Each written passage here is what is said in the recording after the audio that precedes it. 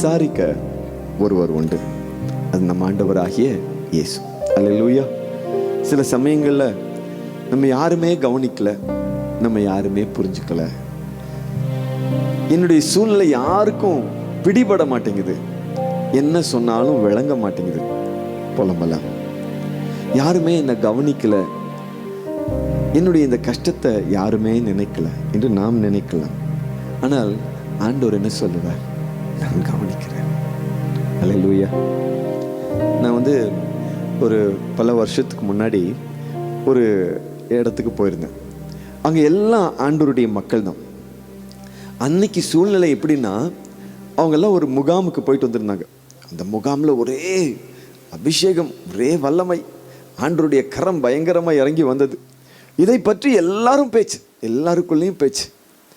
ஆனால் நான் எப்படி போயிருந்தேன் அப்படின்னு சொன்னால், மனசு உடைந்து போயிருந்தேன். என்னடா வாழ்க்கை என்று நான் போயிருக்கேன்.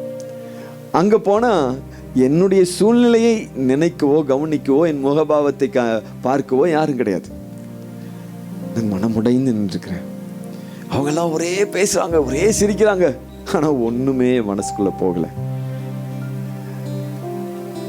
நான் நினைச்சேன், என்னடா இப்படி ஒரு சூழ்நிலை வந்திருக்கிறோம், தெரியாமல் இங்கே வந்து மாட்டிக்கிட்டோமா என்று நான் நினைத்த நாள் அந்த நாள். ஆனாலும் அந்த நாளில் கூட ஆண்டவராகிய இயேசு கிறிஸ்து என்னை நினைவு கூர்ந்ததை இன்றும் நான் நினைத்து பார்க்கிறேன். அல்லேலூயா. Praise the Lord. உலகம் நம்ம புரிந்து கொள்ளாம போகலாங்க, ஆனால் அவர் நன்கு நம்மை அறிந்து வைத்திருக்கிறார். அதாவது ஒரு சம்பவம் ஒன்றை நான் வாசித்தேன். அவர் ஒரு ஸ்ட்ரீட் பிளேயர். அவர் சார்லி அவர் பேர்.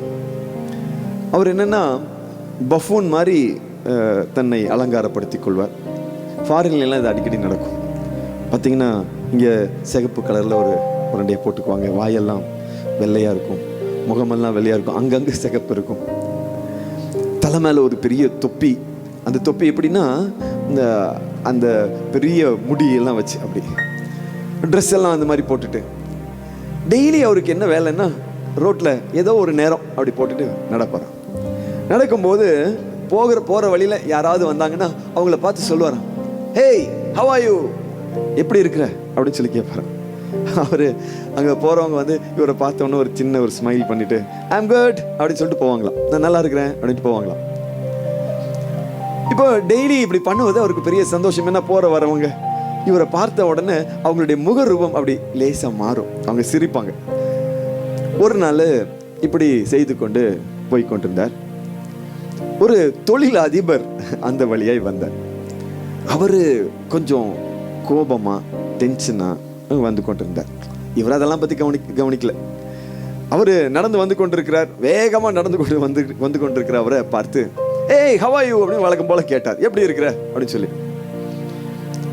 அவரு இருந்த டென்ஷன்ல ஏன் உனக்கு என்ன அப்படின்ட்டார். இந்த பாபு நின்றுட்டார்.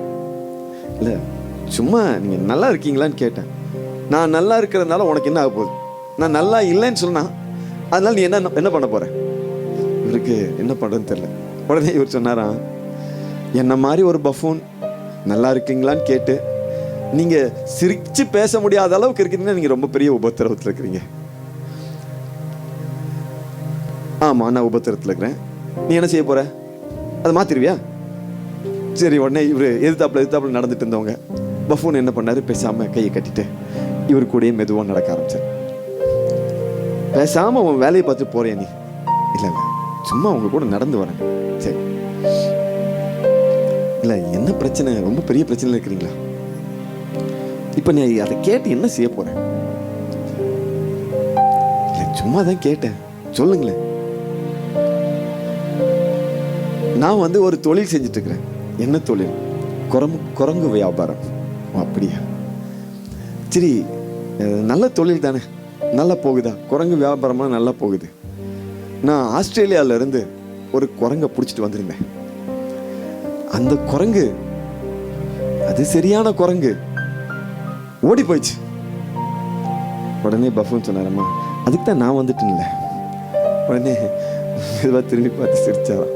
அவருடைய அவ்வளோ கஷ்டத்துலையும் லைட்டாக ஒரு ஸ்மைல் விட்டாரா. சிரிக்கிறதுல என்ன குறைஞ்சி போகும், நல்லா தான் சிரிங்களே. உங்களுக்கும் தான் அது. அல்லேலூயா. அவரு அவ்வளோ நேரம் போன குரங்கை பற்றி, பல லட்சம் கொடுத்து வாங்கின குரங்கு போனதை பற்றி நினச்சிட்டு வந்திருந்தார். இப்போ இவர் சொன்னார், அதுதான் நான் வந்துட்டேன்ல அப்படின்னு சொன்ன உடனே அவருக்கு ஒரு மகிழ்ச்சி வந்துச்சு. அப்புறம் அதுக்கு மேலே சகஜமாக அவர்கிட்ட பேசிட்டு வந்தார். அவருடைய பிரச்சனை என்ன தெரியுங்களா? குரங்கு போனதில்லை. இவ்வளோ பெரிய குரங்கு போயிடுச்சு, இவ்வளோ லட்சம் காணாமல் போயிடுச்சு. யாருமே அதை புரிஞ்சுக்க மாட்டேங்கிறாங்க. குரங்கு தானே போனால் போகுதுங்கிறாங்க. நான் என்னுடைய பிரச்சனை எனக்கு தானே புரியும் அப்படின்னு சொல்லி இவர் சொன்னார். இது இத்தனைக்கு நடுவில் இந்த கோமாளி என்ன பண்ணார்னா, இவர்கிட்ட கொஞ்சம் ஜாலியாக பேசிட்டு, கொஞ்சம் இவர்கிட்ட காமெடி எல்லாம் பண்ணி, ஹியூமர் எல்லாம் பண்ணி, இவர்கிட்ட விசாரித்த உடனே அவருக்கு ஒரு சின்ன ஒரு சந்தோஷம் வந்தது. பல சமயங்களில் இந்த தொழில் அதிபர் மாதிரி எதையாவது தொலைச்சிடுறோங்க. யாரும் அதை புரிந்து கொள்வதில்லை. என்னடா ஒருத்தரும் புரிஞ்சு கொள்ள மாட்டேங்கிறாங்க என்பதே நமக்கு ஒரு மிகப்பெரிய கவலையாய் மாறிவிட்டுக்கிறது. ஆனா ஆண்டவர் சொல்றார், கவலைப்படாதீங்க, எனக்கு நல்லா புரியுது உங்க பிரச்சனை என்னன்னு சொல்லி. இன்று நான் உங்களை விசாரிக்க வந்திருக்கிறேன் என்று ஆண்டவர் சொல்லுகிறார். அல்லேலூயா. சந்தோஷமா சொல்லுவோம் அல்லேலூயா. நம்ம எல்லாம் கரங்களை தட்டி பாடுவோமா? என்னை விசாரிக்க இயேசு இருக்க கலங்க வேண்டும். விசாரிக்க இயேசு இருக்க கலங்க வேண்டும். மனதுருகும் அவரே எனக்காக மனதுருகும் அவரே எனக்காக இந்த நெஞ்சு நல்லவர், இந்த நெஞ்சு நல்லவர், எந்த நெஞ்சு வல்லவர், என்னை காக்க வல்லவர். இந்த நெஞ்சு நல்லவர், இந்த நெஞ்சு நல்லவர், எந்த நேசு வல்லவர், என்னை காக்க வல்லவர். அதாவது இந்த பாட்டை பாடும்போது என்னை விசாரிக்க இயேசு இருக்கிறார், நான் ஏன் கலங்கணும் அப்படின்னு நமக்கே நாம் கேள்வி கேட்டுக்கொள்கிறோம். அல்லேலூயா. என் ஆத்துமாவே நீ ஏன் தியங்குகிறாய்? திருப்பாடலின் ஆசிரியர் தனக்குத்தானே சொல்லிக் கொள்கிறார். சில சமயம் நமக்கு அந்த கவலை வந்துருதுல, என்னை யாரும் விசாரிக்கல, என்னை யாரும் புரிந்து கொள்ளல, என்னுடைய நிலை யாருக்கும் புரிய மாட்டேங்குது, இந்த பிரச்சனை வந்துருது இல்ல. இன்னைக்கு நமக்கு நாமே சொல்லிக்கிறோம், நீ ஏன் கலங்குற? என்னை விசாரிக்க இயேசு இருக்கிறார். அல்லேலூயா. பக்கத்துக்கு உங்களுக்கு சொல்லாமா, உங்களை விசாரிக்க இயேசு இருக்கிறார். அல்லேலூயா. என்னை விசாரிக்க இயேசு இருக்க நான் ஏன் கலங்க வேண்டும். இருங்க, இந்த பாட்டு மகிழ்ச்சியான பாட்டா துக்கமான பாட்டா? அப்ப மகிழ்ச்சியா பாடுங்க, சிரிச்சுட்டே பாடுங்க. என்னை விசாரிக்க அவர் இருக்கிறார். அல்லேலூயா. ஒருவேளை பல நாட்களா இந்த குறிப்பிட்ட விஷயத்தை விசாரிக்க யாருமே இல்லை. எங்க வீட்டுல பெரியவங்க யாரும் இல்லை இதை பத்தி கேட்பதற்கு. என்னை விட மூத்தவங்க யாரும் இல்லை இதை பத்தி பேசுவதற்கு. கவலைப்படாதீங்க, ஆண்டவராகிய இயேசு சொல்றார், ஒரு மூத்த சகோதரனாக, மூத்த தாயாக, எல்லாருக்கும் மேல மூத்த தாய்னா பெரியம்மா, பெரிய அம்மா, பெரிய அப்பா, எல்லாத்துக்கும் மேல இருக்கிறவராய் நம் இயேசு இருக்கிறார். அல்லேலூயா. கிறிஸ் கார்டனர் என்று சொல்லி ஒரு மனிதர் இருந்தார் அமெரிக்க ஐக்கிய நாட்டில். இன்னைக்கு ரொம்ப பாப்புலரானவர். அன்னைக்கு அவருடைய சூழ்நிலை என்னன்னா, அவருடைய ஒரே மகன், மனைவி இல்லை. இந்த மகனை அவர் தான் பார்த்து கொள்ள வேண்டும், வேலைக்கும் போக வேண்டும், ஸ்கூலுக்கு அனுப்ப வேண்டும். இவருடைய சூழ்நிலைன்னா நல்ல வேலை கிடையாது. பல இடங்கள்ல வேலை தேடினார், எங்கேயுமே கிடைக்கல. நாட்கள் போக போக அவர் இருந்த வீட்டை விட்டு விட்டு வெளியே வர வேண்டிய நிலை வந்துச்சு. பல நாட்கள் பிளாட்ஃபார்ம்ல படுத்திருப்பாராம் அவருடைய பிள்ளையோடு கூட, சப்வேல படுத்திருப்பாராம் தன்னுடைய பிள்ளையோடு கூட. அவருடைய பிள்ளையை பார்க்கும்போது கண்ணீரா வருமா, இப்படி ஆயிடுச்சு, என் பிள்ளை என்னால் வளர்த்த முடியலையே என்ற வேதனையோடு கூட அவர் இருப்பாராம். ஒவ்வொரு நாளும் காலையில் இவருக்கு 2 வேலை. ஒன்று, அந்த நாள் சாப்பாட்டிற்காக யாரிடத்திலாவது இறைஞ்சி நிற்க வேண்டும், தனக்கல்ல தன் பிள்ளைக்கு. 2வது, யாராவது வேலை கொடுக்க மாட்டார்களா என்கிற ஒரு சூழ்நிலை. கடைசியா எங்கெங்கயோ தேடி ஒரு இடத்துல அன்பெய்டு இன்டர்ன்ஷிப், அதாவது பணம் கிடையாது, சம்பளம் கிடையாது, ஆனால் அவங்களுக்கு ஒரு ட்ரைனிங் மட்டும் கொடுப்போம் அப்படின்னு சொல்லி ஒரு ஸ்டாக் எக்ஸ்சேஞ்ச் கம்பெனியில் இவருக்கு ஒரு வேலை கிடைத்தது. தினந்தோறும் பசியோடு அந்த இடத்துக்கு போவாராம். ஏதாவது ஒரு நேரம் சாப்பாட்டுக்கு கிடைக்குமா. தன்னை விசாரிக்க யாருமே இல்லை என்று வேதனையோடு இருந்த நாட்கள். இவருடைய வேதனையை பார்த்து ஒரே ஒரு கம்பெனி இவரை அழைத்து இவருக்கு ஒரு வேலை கொடுத்து சம்பளமும் கொடுத்தது. அது என்ன, ஸ்டாக் எக்ஸ்சேஞ்ச் கம்பெனி. இந்த சூழ்நிலை, இந்த நிகழ்வு அவருடைய வாழ்க்கையை ரொம்ப பாதித்தது. ஏன்னா சாப்பாட்டுக்கு வழி இல்லை, தன் பிள்ளைக்கு சாப்பாடு கொடுக்க முடியல, தானும் வாழ்வோமா மாட்டோமான்னு தெரியாத ஒரு நிலை, படுப்பதற்கு இடம் இல்லை. இவ்வளவு வேதனையா இருந்த கிறிஸ் இந்த வேலைக்கு போகும்போது சந்தோஷமாய் போனார். 1 மாதத்தை எப்படியோ தன்னை கட்டுப்படுத்தி அங்க போய் சேர்ந்தார். பாருங்க, சம்பளத்தை வாங்கினார், தன் பிள்ளையை கவனித்தார். கொஞ்சம் கொஞ்சமாய் அவருடைய வாழ்க்கை முன்னேற ஆரம்பித்தது. நாட்கள் மாறின போது என்னாச்சு பாருங்க, இவர் வேலையிலிருந்து தானே ஒரு ஸ்டாக் எக்ஸ்சேஞ்ச் ஒரு யூனிட்டை ஆரம்பிப்பதற்கு கடவுள் அவருக்கு உதவி செய்தார். கொஞ்ச நாட்கள் போன பிறகு இவருடைய நிலை முற்றுமாய் மாறினது. இவர் மாறின பிறகு இவர் என்ன ஆனார் தெரியுங்களா? நிறைய பேத்துக்கு போய் மோட்டிவேஷன் கொடுக்க ஆரம்பித்தார். கவலைப்படாதீங்க, தனிமையா இருக்கிறோன்னு கவலைப்படாதீங்க, உங்களை விசாரிக்க யாரும் இல்லைன்னு சொல்லி நீங்க வேதனைப்படாதீங்க. நீங்க ஒதுக்கப்பட்டுட்டீங்க, தள்ளப்பட்டுட்டீங்களா, உங்களுக்கு எந்த விதத்திலும் வாய்ப்பும் வழியும் வாசலும் இல்லை, கவலைப்படாதீங்க. நம்ம எல்லாத்துக்கும் மேல ஒரு இறைவன் இருக்கிறார், அவர் எல்லாவற்றையும் பார்த்துக் கொள்வார். Praise the Lord. திருப்பாடல்கள் 40வது அதிகாரம் 17வது வசனம் என்ன சொல்லுகிறது பாருங்க. நானும் ஏழை எளியவன், என் தலைவர் என் மீது அக்கறை கொண்டுள்ளார். என்ன அழகு வார்த்தை பாருங்க, என் தலைவர் என் மீது அக்கறை கொண்டுள்ளார்.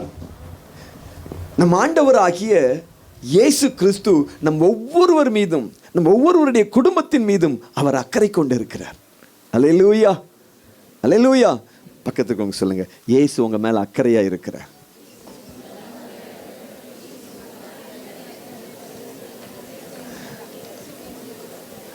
அல்லேலூயா. இன்னும் ஒரு வசனத்தை சொல்றேன் பாருங்க.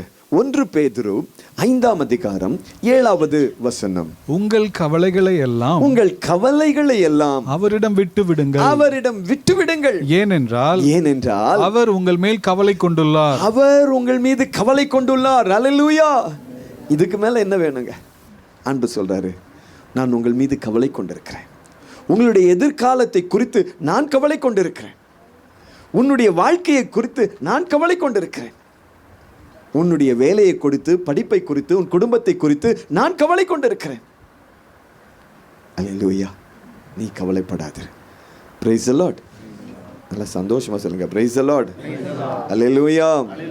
C minor. ரொம்ப ரொம்ப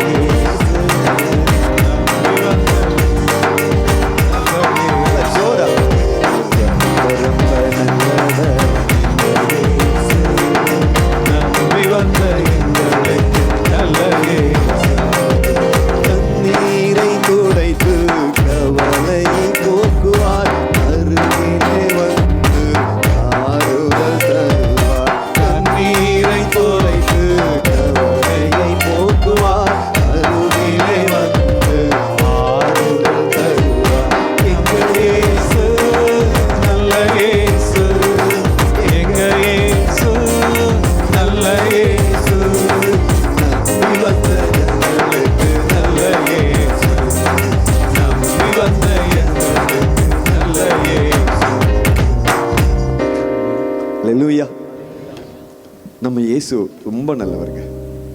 இன்னைக்கு ஆண்டவராகிய இயேசு கிறிஸ்து எதையெல்லாம் விசாரிக்க போகிறார், எந்தெந்த சூழ்நிலையை விசாரிக்க போகிறார், வெறும் 3 காரியத்தை தான் சொல்ல போகிறேன். 3 முக்கியமான விஷயங்களை ஆண்டவர் நிச்சயமாய் விசாரிப்பார். விசாரிப்பது என்றால் என்ன? ஒருத்தரை கூப்பிட்டு, என்னங்க என்னாச்சு, இப்படி ஆச்சு, ஓ அப்படிங்களா, சரி போயிட்டு வாங்க, அதுவா விசாரணை? அப்படி யாராவது செஞ்சால் என்ன சொல்லுவீங்க? சொல்லுவோம் நம்ம, வேறு வேலை இல்லை இவருக்கு, சும்மா கூப்பிட்டு கேட்பாரு, ஒன்றும் செய்ய மாட்டார், சும்மா கூப்பிட்டு கேட்கறதுனால என்ன பிரயோஜனம்? அப்படி தானே சொல்லுவோம். அந்த பிஸ்னஸ் மேன் மாதிரி, குரங்கு பிரச்சனை மாதிரி. விசாரணை என்று சொன்னால் என்ன? வாங்க, அந்த பிரச்சனையை சிலர் ரொம்ப லாபகமாய் ரொம்ப அழகாய் பேசி தீர்த்து வச்சிருவாங்க. இவ்வளோதான் பிரச்சனை, ரொம்ப சிம்பிள். அதுக்கு ஒரு அழகான சொல்யூஷன் சொல்லுவாங்க, நீங்கள் இதை செஞ்சு பாருங்க மாறிடும். என்னிடத்துல சிலர் வருவாங்க, பயங்கர பிரச்சனையோடு வருவாங்க. அவங்களுடைய பிரச்சனையை பார்த்தா நமக்கே கண்ணீர் வந்துடும். அவங்க சொல்கிறதுக்கு ரொம்ப நேரம் கொஞ்ச நேரம் கேட்டுட்டோம்னா நமக்கே நம்பிக்கை போயிடும், இதை சரியே பண்ண முடியாது, அந்த ஆண்டவனே வந்தாலும் சரி பண்ண முடியாது அப்படிங்கிற மாதிரி இருக்கும். நான் அதெல்லாம் கேட்டுருவேன். கேட்டு முடிச்சதுக்கப்புறம் கொஞ்சமாக பாதி கேட்கும் போதே ஆண்டவரை பார்ப்பேன். ஆண்டவரே, இப்படி ஒரு பிரச்சனை இருக்குது, இது என்ன பண்ணலாம்? அவர் ரொம்ப எளிமையான ஒரு ஆலோசனையை கொடுப்பேன், ரொம்ப சிம்பிளான ஆலோசனை. ஒரு நாள் ஒருத்தருக்கு அப்படி நான் கொடுத்தேன், ரொம்ப எளிமையான ஆலோசனை. எனக்கே எப்படி இருந்துச்சுன்னா, இவ்வளவு தானா, இது எனக்கே தெரியாதா அப்படின்னு சொல்லிடுவாரோன்னு நினச்சேன். ஆனால் அவர் கேட்ட உடனே ஸ்ட்ரக் ஆகிட்டார். ஓ இப்படி ஒன்று இருக்கா, சரி நான் வேணா இப்படி செஞ்சு பார்க்குறேன் பிரதர், போயிட்டார். அடுத்த முறை பார்க்கும்போது அவர்கிட்ட கேட்கவே இல்லை, அவர் சொல்லவும் இல்லை, அவர் பாட்டுக்கு ரொம்ப ஜாலியாக வராரு போகிறாரு பேசார். நான் கேட்டேன் அன்னைக்கு, ஐயோ ஆமாம் பிரதர், நானே சொல்லணும்னு நினச்சிட்டு இருந்தேன், அதெல்லாம் காணாமல் போச்சு பிரதர், சிம்பிளாக காணாமல் போச்சுன்னு சொல்லிட்டார். அவ்வளோதாங்க. நம்ம ஆண்டவராகிய இயேசு என்ன பண்ண போகிறார்? நம்ம ஒவ்வொருவரையும் இன்று தனித்தனியாக அழைக்க போகிறார். அழைத்து, உன் பிரச்சனை என்ன, உன் மனசில் என்ன குறை இருக்கிறது சொல்லு, எனக்கு தெரியும் உனக்கு இதுதான் பிரச்சனை, ஐ நோ யுவர் ப்ராப்ளம், இதுக்கு இதுதான் சொல்யூஷன் என்று இன்று சொல்ல போகிறார். அல்லேலூயா. இன்று நமக்கு தேவையான சொல்யூஷனை சொல்ல போகிறார். இன்னைக்கு தேவையான ஒரு அற்புதத்தையும் அவர் செய்ய போகிறார். அல்லேலூயா. நம்ம இன்று இருப்பது போல இருக்க போவது இல்லை. சொல்லுங்க ஆமென். அல்லேலூயா. ஏன்னா நம் இயேசு ரொம்ப நல்லவர். சில சமயம் நமக்கு இப்படி தோணலாம், எல்லா பிரச்சனையும் மாறும் பிரதர், என்னுடைய இந்த பிரச்சனை எப்படி பிரதர் மாறும்? நீங்கள் சொல்லுங்கள், சான்ஸே இல்லை பிரதர். ஆனால் பாருங்கள், இந்த சான்ஸே இல்லைன்னு சொல்ல ஒருத்தருக்கு ஆண்டவர் ரொம்ப அழகாக விசாரிக்கிறார். வாசிங்க யோவான் 5ஆம் அதிகாரம் 1-9 வரை இருக்கக்கூடிய வசனங்கள். யூதர்களின் திருவிழா ஒன்று வந்தது. இயேசுவும் எருசலேமுக்கு சென்றார். எருசலேமில் ஆட்டுவாயிலுக்கு அருகில் 5 மண்டபங்கள் கொண்ட குளம் ஒன்று உண்டு. எபிரேய மொழியில் பெத்சதா என்பது அதன் பெயர். இம்மண்டபங்களில் உடல் நலமற்றோர், பார்வையற்றோர், கால் ஊனமுற்றோர், முடக்குவாதமுற்றோர் ஆகியோர் திரளாய் படுத்து கிடப்பர். இவர்கள் குளத்து நீர் கலங்குவதற்காக காத்திருப்பார்கள். சரி. ஏனெனில் ஆண்டவரின் தூதர் சில வேளைகளில் அக்குளத்தினுள் இறங்கி தண்ணீரை கலக்குவார். தண்ணீர் கலங்கிய பின் முதலில் இறங்குபவர் எவ்வித நோயுற்றிருந்தாலும் நலமடைவார். 38 ஆண்டுகளாய் உடல் நலமற்றிருந்த ஒருவரும் அங்கு இருந்தார். இயேசு அவரை கண்டு நெடுங்காலமாக அவர் அந்நிலையில் இருந்துள்ளதை அறிந்து நலம் பெற விரும்புகிறீர் என்று அவரிடம் கேட்டார். சரி, ரைட், ஓகே. இப்போ இவர் எவ்வளவு வருஷமாக கிடக்கிறார்? ஒரு நாள் அல்ல, 2 நாள் அல்ல, 38 வருஷம். இந்த 38 வருஷம் படுத்து கிடந்தவருக்கு நம்பிக்கையுடைய அளவு எவ்வளவா இருந்திருக்கும் என்று நீங்க நினைக்கிறீங்க? 100% இருக்குமா? நான் நினைக்கிறேன் மைனஸ்ல தான் இருந்திருக்கும். இல்லை, இதுக்கான வாய்ப்பே இல்லை, சான்ஸே இல்லை என்று சொல்லி அவர் நினைத்திருக்க வேண்டும். ஏன்னா அது 1 நாள் 2 நாள் இல்லைங்க, 38 வருஷம் ஆயிடுச்சு. இதுக்கு மேலே அவர் என்ன நினைச்சிருக்க வாய்ப்பு இருக்கு? நான் அவருடைய போக்கெல்லாம் பார்க்கும்போது அவருக்கு இயேசு கிறிஸ்துவரை சந்திக்கும் போது குறைந்தபட்சம் ஒரு 50 வயசு 58 வயசு இருந்திருக்கலாம். ஏன்னா அவருடைய ஒரு வாலிப வயதை தாண்டின பிறகு ஒருவேளை இந்த பிரச்சனைக்குள் அவர் போயிருந்திருக்கிறதுக்கு வாய்ப்பு இருக்கிறது. இப்போ 58 வயசுக்கு அப்புறம் அவர் என்ன நினைச்சிருப்பாரு, போகிற காலத்தில் இனி அற்புதத்து நடந்து என்ன ஆக போகுது, இதுதான் அவருக்கு இருந்திருக்கும். நான் எப்போதுமே அதை நினைத்துக்கொள்வேன். நான் ஆண்டவருக்குள் வந்த காலத்தில், வந்த புதுசில் ஒரு குறிப்பிட்ட இடத்துக்கு நான் போவேன். அங்கே பார்த்தீங்கன்னா பயங்கர கூட்டம் வரும், லட்சக்கணக்கான மக்கள் அங்கே வருவார். அங்கே ஆண்டவருடைய மனிதர்கள் பல இடங்களிலிருந்து வருவாங்க. அவங்க நற்செய்தி சொல்லி முடித்த பிறகு ஜெபிப்பாங்க. ஜெபிச்சு முடிச்சதுக்கப்புறம் அப்படியே சூடா யாரெல்லாம் அற்புதத்தை பெற்றுக்கொண்டு இங்கே வாங்கன்னு சொன்னால், எனக்கு கால் விளங்காமல் இருந்துச்சு, கால் விளங்கிடுச்சு, கண்ணு தெரியாமல் இருந்துச்சு, கண்ணு தெரிஞ்சிருச்சு, இப்படின்னு சொல்லி வந்து சாட்சி சொல்லுவாங்க. இதெல்லாம் பார்த்தா எனக்கு ஒரே சந்தோஷமாக இருக்கும். இப்போது அந்த மாதிரி ஒரு வாரம் நடக்கும். அந்த ஒரு வாரம் நடக்கும்போது நான் பஸ்ஸில் போய் கொண்டிருக்கிறேன். இது சாயங்காலம் நேரத்தில் நடக்கும். நான் ஒரு சாயங்காலம் ஆக போகுது, 6 மணி ஆக போகுது. அதுக்கு முன்னாடி ஒரு 4 மணி நேரத்தில் அந்த பஸ்ஸில் போயிட்டுருக்கேன். பஸ்ஸில் போகும்போது நான் ஒரு இடத்துல உட்கார்ந்துருக்கிறேன். எனக்கு பக்கத்தில் கண்ணு தெரியாத ஒருவர் உட்கார்ந்துருந்தார், கையில் பெரிய தடி வைத்திருந்தார். இவரை பார்த்த உடனே எனக்கு பரபரன்னு வந்துச்சு. எப்படியாவது இவரை வந்து நம்ம அங்கே கூட்டிகிட்டு போய் இவருக்கு ஒரு அற்புதம் நடந்துடணும், இவரோட கண் எப்படியாவது தெரிஞ்சிடணும் அப்படின்னு சொல்லி எனக்குள்ளே பயங்கர ஆர்வம். ஆனால் எப்படி சொல்கிறதுன்னு தெரியல. இப்போ தான் ஆரம்பமாக பக்கத்தில் இருக்கவங்ககிட்ட பேசுறதுக்கு பயமாக இருக்குது. என்னடா பண்ணலாம், இவர் சொன்னால் ஏற்றுக்குவாரா மாட்டாரா? நேரம் ஆக என்னுடைய ஸ்டாப்பிங் வேறு வரப்போகுது. நான் பக்கத்தில் வந்தவுடனே என்ன பண்ணுறதுன்னு தெரியாமல் சரி பேசுவோம் சொல்லி பக்கத்தில் இருக்கிட்ட கூப்பிட்டேன். ஐயா நல்லா இருக்கீங்களா? நல்லா இருக்கேன் தம்பி. உங்களுக்கு கண் அது பிறவிலேருந்தே தெரியுது இல்லைப்பா. நான் உடனே அவர்கிட்ட கேட்டேன், இந்த கண் உங்களுக்கு திரும்ப வந்தால் நல்லா இருக்கும்ல? நான் ரொம்ப ஆர்வத்தோடு ஆமாப்பா கண் வந்தால் ரொம்ப நல்லா இருக்கும் அப்படின்னு சொல்லுவார் நினச்சிக்கிட்டேன். அவர் சொன்னார், அது பிறந்ததுலேருந்தே இல்லைப்பா, பழகிடுச்சு. இப்போ ஒன்றும் எனக்கு ஒரு பெரிய பிரச்சனையே தெரில. இப்போ இவர்கிட்ட போய் என்ன நற்செய்தியை சொல்கிறது? இங்கே வாங்க உங்களுக்கு கண்ணு தெரியும்னு சொன்னால் அதுதான் அவரே அதுவே இருக்கட்டும்னு சொல்லிட்டாரு. எனக்கு ஒன்று என்ன சொல்கிறேன்னு தெரில. அதையும் தாண்டி அவர்கிட்ட இந்த மாதிரிங்க ஒரு இடத்துக்கு போனால் ஜெபம் பண்ணால் கண்ணெல்லாம் தெரியுது, அதாவது கண்ணு தெரியாதவர்களுக்கு ஆண்டவர் இயேசு பார்வை கொடுக்குறார் அப்படின்லாம் நான் நற்செய்தி சொல்லி பார்த்தேன். சார் இல்லைப்பா இருக்கட்டும், ஒன்றும் பிரச்சனை இல்லை, நான் நல்லா தான் இருக்கிறேன். இவர் வந்து ஒரு உச்சத்துக்கு போயிட்டார்னு நினைக்கிறேன். அவருக்கு வந்து வயசானவர் தான். இப்போ இந்த 38 வருஷமாக ஒரே இடத்துல படுத்திருக்கிறார். அவர் எவ்வளவு விரக்தியை கடந்திருக்க வேண்டும், ஸ்டேஜ் பை ஸ்டேஜாக விரக்தியை கடந்திருக்கணும். ஒரு வருஷம் ஒருத்தர் படுத்திருக்கிறாங்க, அவ்வளோ கஷ்டமாக இருந்திருக்கும். அந்த ஒரு வருஷத்துக்கு அப்புறம் ஏதாவது ஒரு விமோசனம் கிடைக்காத யாராவது சொல்லியிருப்பாங்க, நீங்கள் அங்கே போனீங்கன்னா உடனே அங்கே போயிருப்பார். ஒரு 2-3 வருஷம் ஆயிருக்கும். இன்னொருத்தர் வந்திருப்பாங்க, நீங்கள் இந்த ட்ரீட்மெண்ட் எடுத்து இப்போ சொல்கிறாங்க இல்லையா, நீங்கள் வந்து ஃப்ளெக்ஸ் தெரப்பி, இந்த கையில் வந்து கட்டை வச்சு தேய்க்கிறாங்க, அங்கே போய் பாருங்கள். அப்புறம் ஒரு டச் தான் பண்ணுவாங்க, நீங்கள் அங்கே போய் பாருங்கள். அங்கே போனால் கூலிகை கொடுப்பாங்க, அங்கே போய் பாருங்கள். அங்கே போனால் நீவி விடுவாங்க. இப்படி ஒரு 4 இடத்துல கேட்போம் நம்ம. 5வது ஒருத்தர் வந்து சொல்கிறாங்க, நீங்கள் எதுக்கும் கொஞ்சம் நல்லா பார்த்தாச்சுங்க, உங்களுக்கு இருக்கிறது இருக்கட்டும், இதோட வாழ்ந்து பழகிட்டு, இதுதான் இயல்பு. அல்லேலூயா. இவருக்கு வந்து சொல்லியிருப்பாங்க பல இடத்துக்கு போகலாம்னு சொல்லிட்டு. போய் எல்லாம் ஒன்றும் வேலையாகலை. கடைசியாக இவர் கண்டுபிடிச்ச ஒரு இடம் எது அப்படின்னு சொன்னால் இந்த பெதஸ்தா குளம். இந்த பெதஸ்தா குளத்தில் அன்னைக்கு ஒரு ஐதீகம் இருந்தது. என்னென்னா, யாராவது வானதூதர் வந்து கலக்கும் போது முதல்ல போய் உள்ளுக்குள்ள விழுந்துட்டா அவனுக்கு பரிபூர்ண சுகம் 100%. இப்போ வானதூதர் காலையில் வருவாரா நைட்டு வருவாரா யாருக்கு தெரியும்? எவனாவது ஒருத்தர் சும்மா வம்புக்காவது ஒரு கல்லை தூக்கி உள்ளுக்குள்ள போட்டால் எல்லாம் பொதுன்னு உள்ளுக்குள்ள வந்துருப்பான். அப்புறம் சுகமாகலன்னா அவன் வந்து சிரிச்சிருப்பான், இவன்லாம் எந்திரிச்சு போயிருப்பான். இதில் வந்து கை வராதவன் இருப்பான், கால் நல்லா வரும், கையை வச்சுட்டு உட்காந்துட்டே இருப்பான். ஒருவேளை நிஜமாவே வானதூதர் வந்தால் முதல்ல ஓடி போகிறது யார்? ஆமாம், அவன் ஓடிடுவான், போய் உள்ளுக்குள்ள குதிச்சிடுவான். இப்போ வந்து அங்கே வந்து சுகமடைவதுக்காக அவங்க உட்காந்துருந்தாங்களோ இல்லையோ தெரியல. இந்த ஒலிம்பிக்னு சொல்லி சொல்லுவாங்க. அதாவது என்னென்னா, இந்த கை கால் வராதவர்களுக்கு ஒலிம்பிக் போட்டி உண்டு ஓடுறது. அந்த மாதிரி அங்கே நடந்துட்டு இருந்திருக்கும். எல்லாம் துபுன்னு ஓடி போய் விடுவாங்க.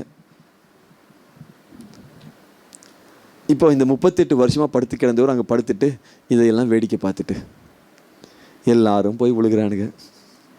நம்மளை கொண்டு போய் தள்ளி விடுறதுக்கு ஒருத்தனும் இல்லையே, தண்ணிக்குள்ளே தான், குழிக்குள்ளே இல்லை, அதுக்குமே ஆள் இல்லை அவருக்கு.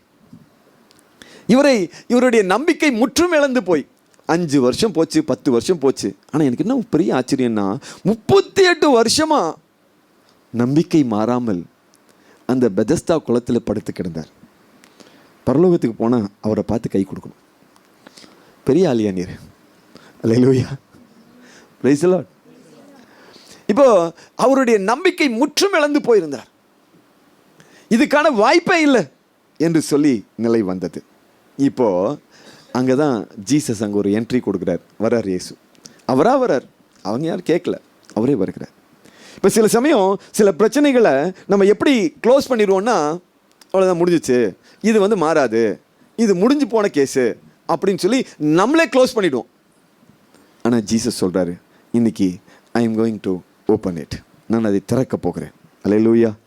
நானே கஷ்டத்தில் இருக்கிறேன் பிரதர், அதை போய் ஏன் திறக்கணும்? கவலைப்படாதீங்க, இயேசு வந்தா அதை திறந்து அதற்கு ஒரு அற்புதமான ஒரு வழியை சொல்லி கொடுப்பார். எப்படி சொல்றாரு பாருங்க, வாசிங்க. நலம் பெற விரும்புகிறீரா என்று அவரிடம் கேட்டார். அவர்கிட்ட நலம் பெற விரும்புகிறீரா என்று கேட்டார். ஐயா, தண்ணீர் கலங்கும் போது என்னை குளத்தில் இறக்கிவிட ஆள் இல்லை. என்னை குளத்தில் இறக்கிவிட ஆள் இல்லை. நான் போவதற்கு முன் வேறு ஒருவர் இறங்கி விடுகிறார். நான் போறதுக்கு முன்னாடி வேற ஒருத்தன் குதிச்சிடறான் என்று உடல் நலமற்றவர் அவரிடம் கூறினார் என்று அவரிடத்துல போதமினார். இயேசு அவரிடம் எழுந்து உம்முடைய படுக்கையை எடுத்துக்கொண்டு நடந்து செல்லும் என்றார். எழுந்து உன் படுக்கையை எடுத்துக்கொண்டு நட என்று சொன்னார். உடனே அம்மனிதர் நலமடைந்து தம்முடைய படுக்கையை எடுத்துக்கொண்டு நடந்தார். அல்லேலூயா, பிரைஸ் தி லார்ட். நான் ஒரு சின்ன ஒரு இமேஜினேஷன், ஒரு கற்பனை தான். அவருடைய படுக்கை சின்னதாக இருந்திருக்குமா, பெருசாக இருந்திருக்குமா? ரொம்ப வருஷமாக படுத்திருக்கிறனால என்னன்னா, அவருடைய பழைய துணி, அவருடைய பழைய அங்கி எல்லாமே இருந்திருக்கும் இல்லையா, அது எல்லாத்தையும் உள்ளே தான் போட்டு வச்சுருந்துருப்பார். அப்புறம் இவரை பார்த்து பாவம் பரிதாபம் பார்த்து யாராவது ஒருத்தர் ஒரு பெட்ஷீட் கொடுத்துருப்பாங்க. இன்னொருத்தர் இவர் போகிற வழியில் பார்த்து இன்னொரு பெட்ஷீட்டை கொடுத்துருப்பாங்க. இவருக்கு பழைய பெட்ஷீட்டை தூக்கி போட மனசு வந்திருக்காரு. சும்மா ஒரு கற்பனை தான். ஏன்னா ஒரு நாள் நான் ஒரு இடத்துக்கு போனோடனே ஒருத்தர் வந்தார், ஒரு ஐயா வந்தார், என்கிட்ட வந்து கேட்டார், போத்திக்கிறதுக்கு ஏதாவது பெட்ஷீட் கிடைக்குங்களா? அப்போ எதுக்கோ போயிருந்தோம், இப்போ பெட்ஷீட்லாம் வச்சுருந்தோம், அப்புறம் ஒன்று எடுத்து கொடுத்தோம், வச்சுக்கோங்கன்னு. ஆனால் அவர் வச்சுருந்தார் பெட்ஷீட்லாம். இருந்தாலும் அவர் கேட்டார், ஒரு புது பெட்ஷீட் இருந்து எடுத்து கொடுத்தோம், வச்சுக்கோங்கன்னு சொல்லி. அந்த மாதிரி அவர் பல துணிகளை, இப்போது ஆண்டவர் சொல்கிறார், உன் படுக்கையை எடுத்துக்கொண்டு நட. இவர் எல்லாவற்றையும் எடுத்து சுருட்டி கொண்டு நடந்தே போய்விட்டார். அல்லேலூயா, ஜோர கரந்தட்டிடலாம். இந்த 38 வருஷம் படுத்து கிடந்த மனுஷனுக்கு ஆண்டவர் ஒரு விமோச்சனத்தை கொண்டு வருவாரே. ஆனால் நமக்கு விமோச்சனத்தை கொண்டு வருவது எவ்வளவு எளிது. அல்லேலூயா, it's very simple, very very simple. என்ன பிரச்சனையாக இருக்கட்டும்,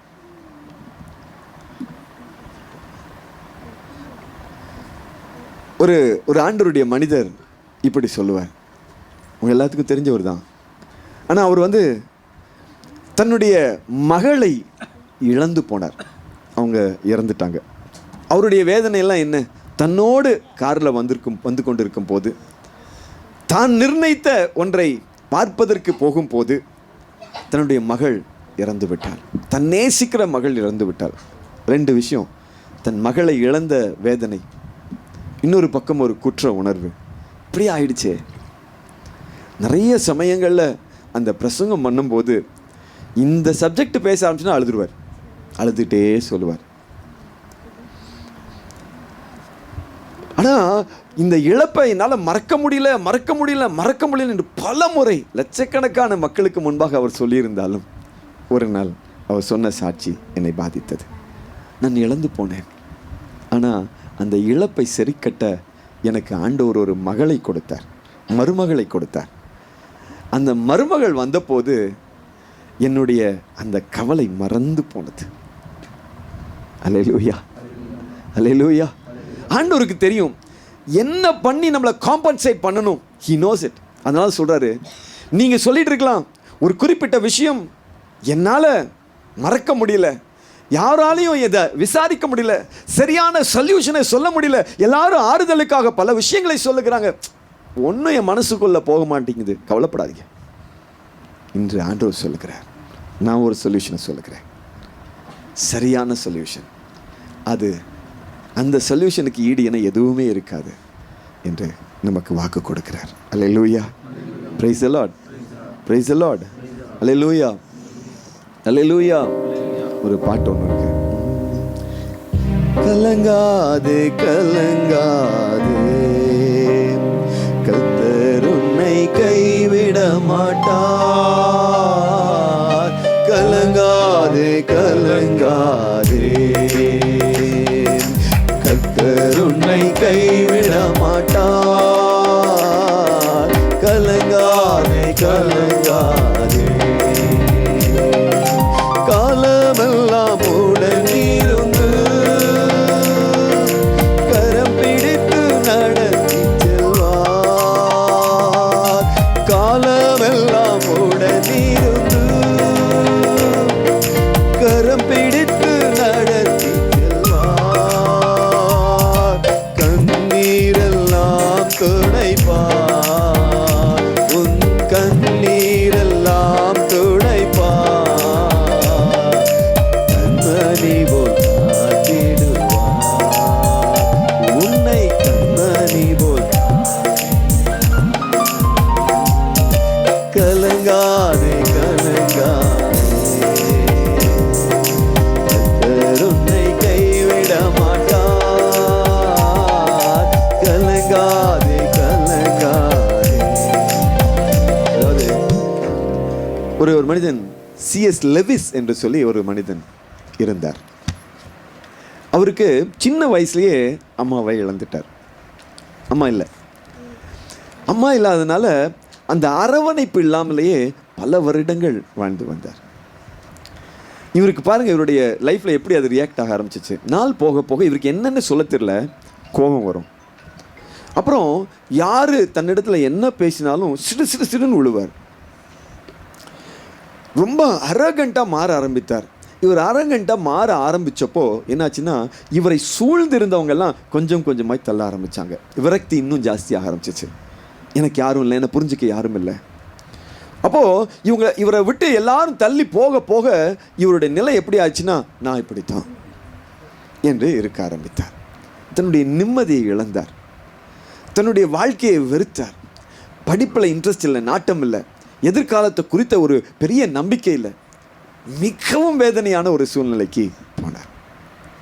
இதெல்லாம் இப்படி இருக்கும்போது, அதாவது டால்கெயின் அப்படின்னு சொல்லி ஒருத்தர் அவரை சந்தித்தார். அவர் யாருன்னா, இவர் படித்து கொண்டு இருக்கக்கூடிய நிறுவனத்தில் இவரோடு படிக்கிறவர். இவன் மட்டும் கொஞ்சம் வித்தியாசமாக இருக்கிறானே, இவனை கொஞ்சம் கவனிக்கணும் என்று இவருடைய மனதுக்குள்ளே தோன்றியது இந்த டால்கெயினுக்கு. அதனால் டால்கெயின் என்ன பண்ணுவார், இவர் பக்கத்தில் வருவார், சில நிமிஷங்கள் உட்காருவார், பேசுவார். ஆனாலும் இவர் ரொம்ப அரகண்டாக இருப்பார். அப்போ டால்கெயினுக்கு ஒரு விஷயம் புரிஞ்சிச்சு. இந்த லெவிஸுக்கு என்ன ரொம்ப பிடிக்கும்னா, படிக்கணும் அப்படிங்கிறது ரொம்ப பிடிக்கும். அந்த இன்டெலெக்சுவல் நிறைய நாலேஜ் இருக்கவங்களே ரொம்ப பிடிக்கும். டால்கெயின் என்ன பண்ணுவோம் அப்படின்னா, அதுக்கு தகுந்த மாதிரி நிறைய விஷயங்களை கற்றுக்கிட்டு வந்து, அவருக்கு என்னெல்லாம் பிடிக்குமோ அதெல்லாம் கற்றுக்கிட்டு வந்து இவர்கிட்ட கொஞ்சம் நேரம் உட்கார்ந்து பேசுவாராம். இது பேசும்போது இவருக்கு எப்படி இருக்குமா, அந்த கோபம், அந்த அரகன்சி அதெல்லாம் கொஞ்சம் கொஞ்சம் மறந்துட்டு இவர் இந்த இன்டெலெக்சுவல் திங்ஸ் பற்றி, அதாவது ஞானத்தை பற்றி, அறிவை பற்றி, படிப்பை குறித்து இது பேசிக்கிட்டே இருப்பாராம். இப்போது டால்கெயினும் லெவிஸும் ரொம்ப நேரங்கள் பேச ஆரம்பித்தாங்களாம். இவ்வளோ நாளுக்கும் லெவிஸுக்கு ஒரு உற்ற நண்பர் என்று யாருமே இல்லை. அப்படியே நண்பர்கள் வந்தாலும் எரிஞ்சு விழுவாராம். அதனாலேயே இவரை விட்டுலாம் போயிடுவாங்களாம். ஆனால் டால்கெயினுக்கு என்ன தெரிஞ்சிச்சுன்னா, எப்படி இவரை அணுகணும் நல்லா தெரிஞ்சிச்சு. இவர் பாருங்க, இவர்கிட்ட பேசி பேசி பேசி பேசி நண்பராகி கொஞ்ச நாள் கழித்த பிறகு இவருடைய உண்மையான சுயரூபம் வர ஆரம்பிச்சுதான். அதில் ஒரு மென்மை இருந்ததுதான். இவர் என்ன பண்ணார், இந்த டால்கெயின் இவருக்கு இயேசுவை கற்றுக் கொடுத்தார். இயேசு யார் என்று சொல்லிக் கொடுத்தார். இயேசுவின் அன்பை கற்றுக் கொடுத்தார். நாட்கள் போன போது இவருடைய வாழ்க்கை முற்றுமாய் மாறியது.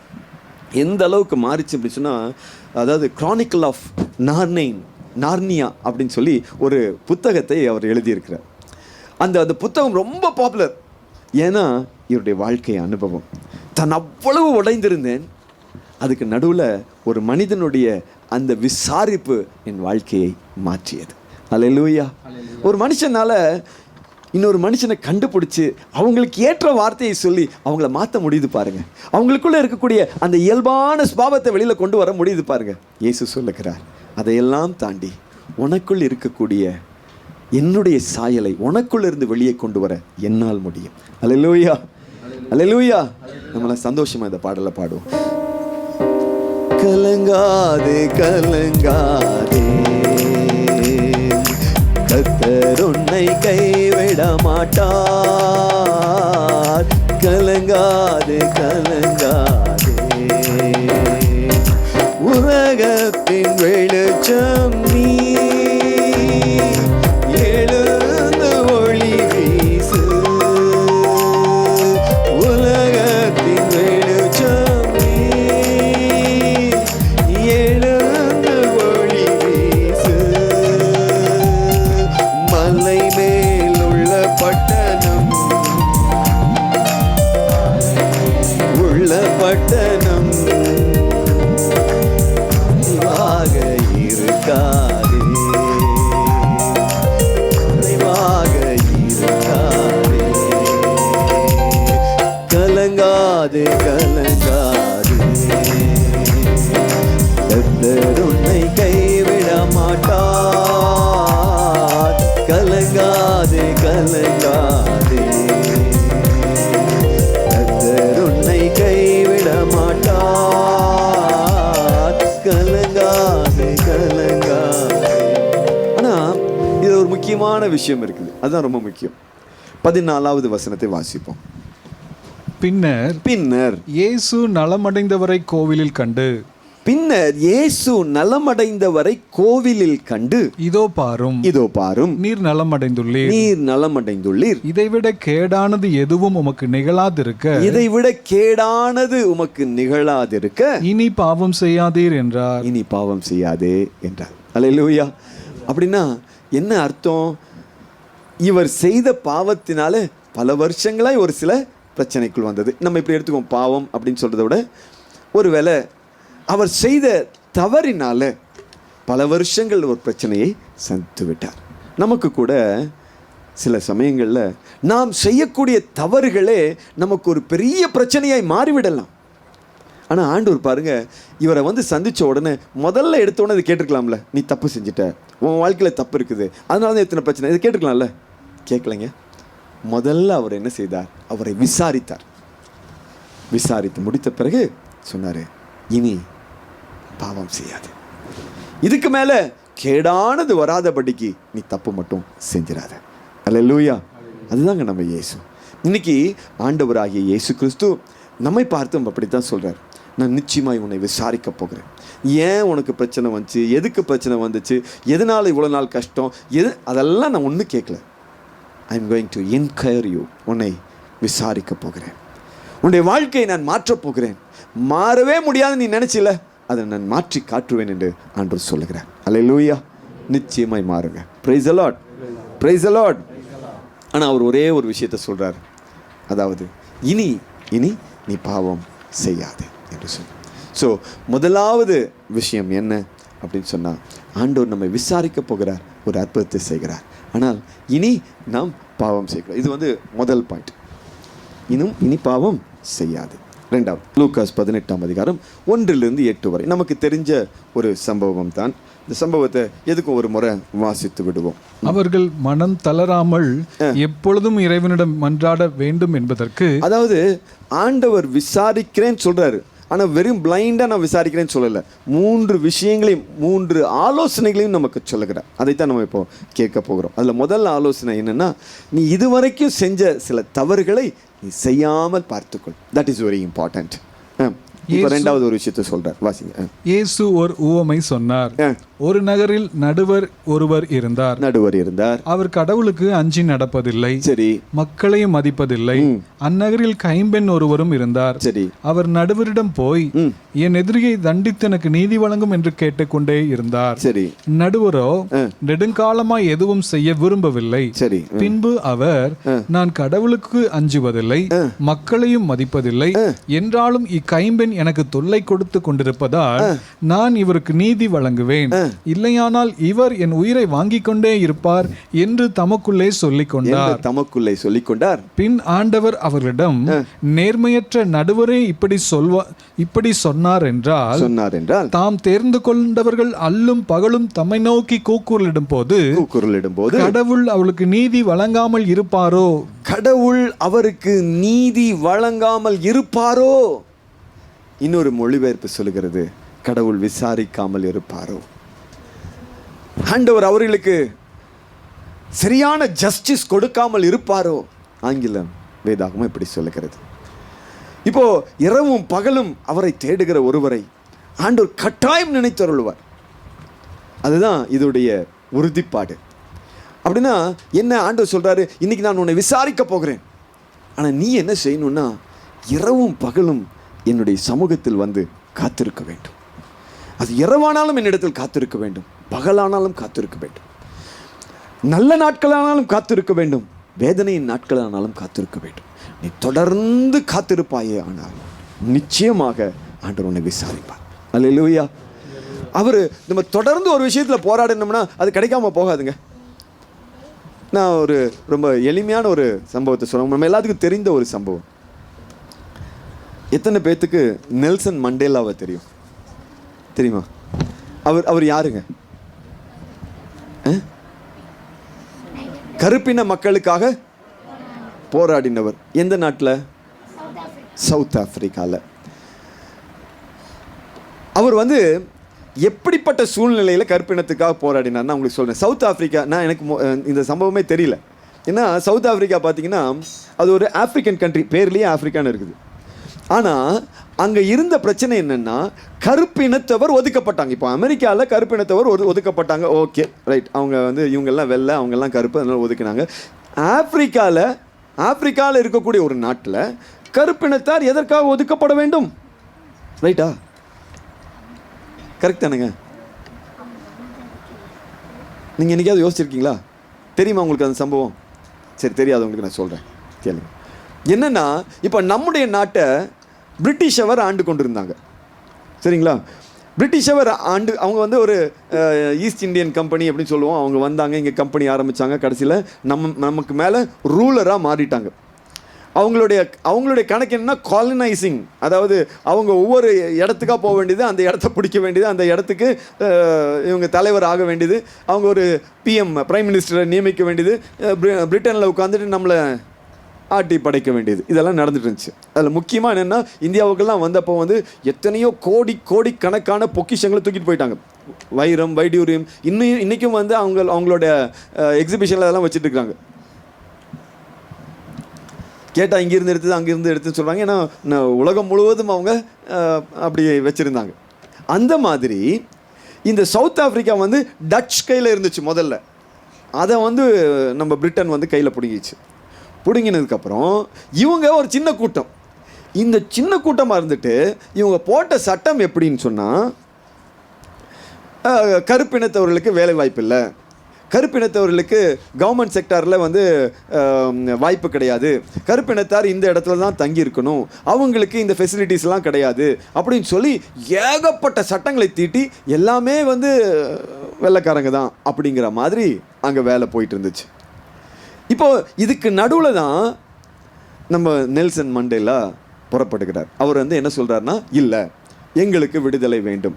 இங்கே இருக்கிறதுல பார்த்தீங்கன்னா கருப்பினத்தார் அவங்க ஒரு பெரும் கூட்டமாக இருக்கிறாங்க, ஆனால் இல்லிட்ரேட், அவங்க பெருசாக படித்தவங்க இல்லை, அவங்களுக்கு வந்து போராட தெரியாது. ஆனால் நெல்சன் மண்டேலா என்ன பண்ணார், அங்கே வந்து இப்போ வந்து இந்தியன் நேஷனல் காங்கிரஸ் இருக்கிற மாதிரி அங்கே வந்து ஆப்ரிக்கன் நேஷனல் காங்கிரஸ் இருந்துச்சு, ANC. இந்த ஆப்ரிக்கன் நேஷனல் காங்கிரஸில் இவரும் ஒரு உறுப்பினர். இவர் என்ன பண்ணார், ஒரு தீவிரவாத அமைப்பு மாதிரி கன்னெல்லாம் வச்ச ஒரு கூட்டத்தை ரெடி பண்ணார். இதை பண்ணதோடு இவங்க என்ன பண்ணிட்டாங்க அப்படின்னு சொன்னால், இவரை பிடிச்சி கொண்டு போய் ஜெயிலில் போட்டாங்க. ஜெயிலில் போட்டு இவருக்கு என்ன சென்டென்ஸ்னால், லைஃப் டைம் சென்டென்ஸு. அப்படின்னா ஏறக்குறைய 27 ஆண்டுகள் அவர் சிறைச்சாலையில் நாட்களை கழித்தார். சிறைச்சாலையில் இருந்துட்டு அவர் சும்மா இருக்கலைங்க, போராடி கொண்டே இருந்தார். 27 ஆண்டுகளும் போராடி கொண்டிருந்தார். சிறைச்சாலையிலிருந்து மனுஷன் வெளியில் வந்த பொழுது ஒரு எலெக்ஷன் நடந்துச்சு, நின்னார். ஏன்னா இவர் ஏஎன்சியில் இருக்கிறார் இல்லையா, நின்னார். பெருவாரியாய் ஜெயித்தார். அதுக்கப்புறம் அவருடைய ரூலிங் வந்துச்சு. அந்த கருப்பினம் ஒதுக்கப்பட்ட அந்த சூழ்நிலை மாற்றப்படுவதற்கு மிகப்பெரிய காரணமாய் இந்த நெல்சன் மண்டேலா விளங்கினார். இதில் இந்த இந்த இந்த சம்பவத்தில் எனக்கு ரொம்ப பிடிச்சது என்னென்னா, அவருடைய போராட்டம். தொடர்ந்து போராடினாருங்க. நீதி கிடைச்சே ஆகணும்னு சொல்லி போராடினார். ஆனால் கிடைச்சது பாருங்களேன். அவர் கடவுளோடு இருந்தாரா, கடவுள் நடத்தினார், அதெல்லாம் நமக்கு தெரியாது. ஆனால் ஆண்டவர் சொல்கிறாரு, இந்த உலகத்தில் இருக்கிற ஒரு மனுஷன்ட்ட எனக்கு நீதி வேணும், நீதி வேணும், நீதி வேணும் நீ போராடினா அவன் தரான். நான் எப்படி தராமல் இருப்பேன் கேட்குறாரு அவர். அல்லேலூயா. இன்னைக்கு ஒரு முடிவு எடுத்துக்கலாம். இப்போ உங்கள் வாழ்க்கை உங்கள் வாழ்க்கை தரம் மாற வேண்டும். ஆமென். அல்லேலூயா. நிச்சயமாக மாறுங்க. ஆண்டவர் அதை மாற்றப் போகிறார். ஆனால் அதுக்கு முன்னாடி அவர் சின்ன ஒரு பொடி வைக்கிறார் பாருங்க. நான் உனக்கு ஒன்று சொல்கிறேன், நீ அதை கேட்கணும். என்ன முதல்ல சொன்னார், நீ இதுவரைக்கும் செய்து கொண்டிருந்த அந்த தப்பை விட்டுறணும். ஆமென். அல்லேலூயா. ரெண்டாவது ஒரு விஷயத்தை சொல்கிறார், சும்மா நான் தரமாட்டேன், நீ தொடர்ந்து என்னிடத்தில் போராட வேண்டும். இரவும் பகலும் என்னுடைய சமூகத்தில் நீ காத்திருந்து ஜெபிக்க வேண்டும். நீ நினைச்சே பார்க்காத ஒரு அற்புதத்தை நான் செய்து உன்னை சந்தோஷப்படுத்த போகிறேன். அல்லேலூயா. சந்தோஷமா சொல்லுங்க அல்லேலூயா. அவர் நம் ஜெபத்தை கேட்கிறவருங்க. கேட்டுட்டே இருப்பார். நம்ம போராட்டத்தை கண்டுட்டு பார்த்துட்டே இருப்பார். இஸ்ராயல் ஜனங்கள் போராடிட்டே இருந்தாங்க. ஒரு நாள் வந்தார், என் ஜனத்தின் கண்ணீரை நான் கண்டேன் என்று அவர் சொன்னார். அல்லேலூயா. E minor. Praise the Lord. விண்ணப்பத்தை கேட்பவரே, என் கண்ணீரை காண்பவரே, சுகம் தருபவரே, ஸ்தோத்திரம் இயேசையா. கரங்களை தட்டி, விண்ணப்பத்தை கேட்பவரே,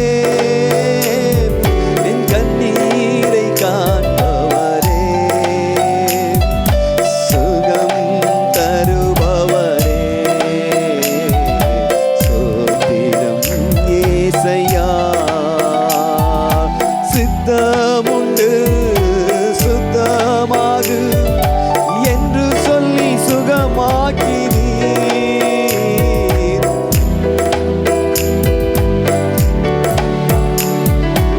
என்று சொல்லி சுகமாக்கினீர். என்று சொல்லி சுகமாக்கினீர்.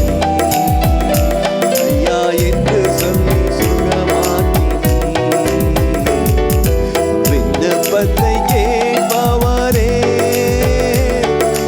கண்ணீரை காண்பவரே,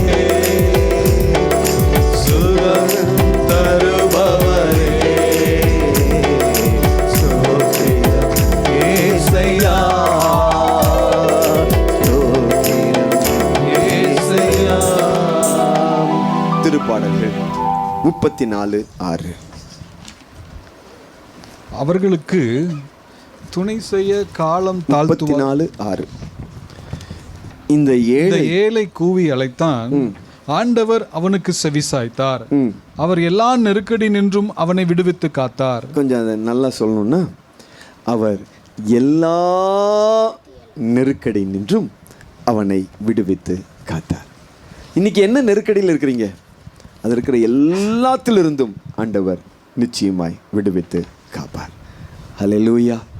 மூன்றாவதாக 1 அரசராகமும் 17ஆம் அதிகாரம் 8-24 வரை இருக்கக்கூடிய வசனங்கள்.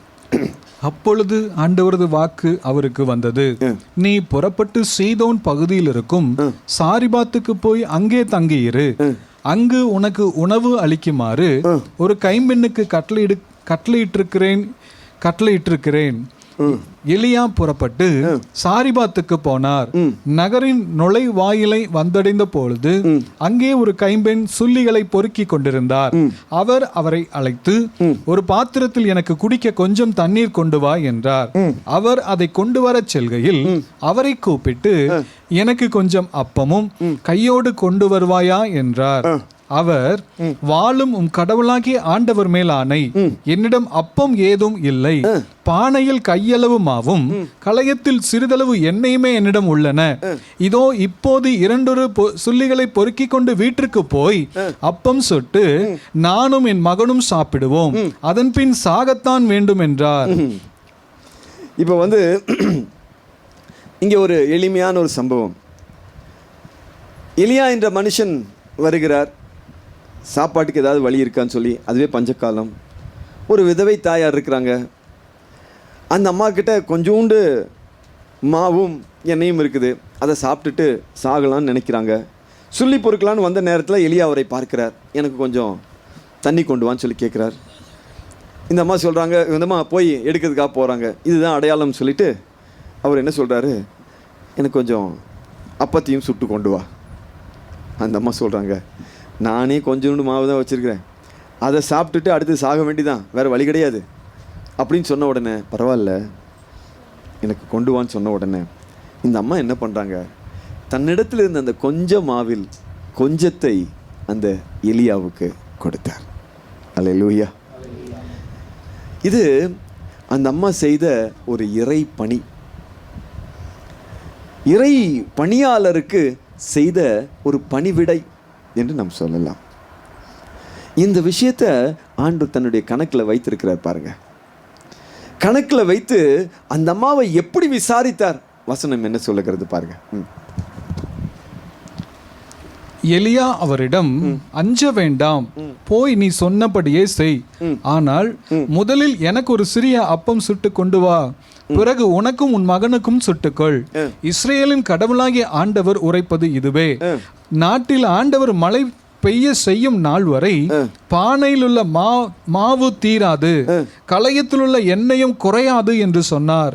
அவர் போய் எலியா சொன்னபடியே செய்தார். எலியா சொன்னபடியே செய்தார். அவரும் அவருடைய மகனும் அவர் வீட்டாரும் பல நாள் சாப்பிட்டனர். பல நாட்கள் சாப்பிட்டார்கள். எலியா வழியாக ஆண்டவர் உரைத்த வாக்கின்படி பானையிலிருந்து மாவு தீரவில்லை, களையத்திலிருந்து எண்ணெயும் குறையவில்லை.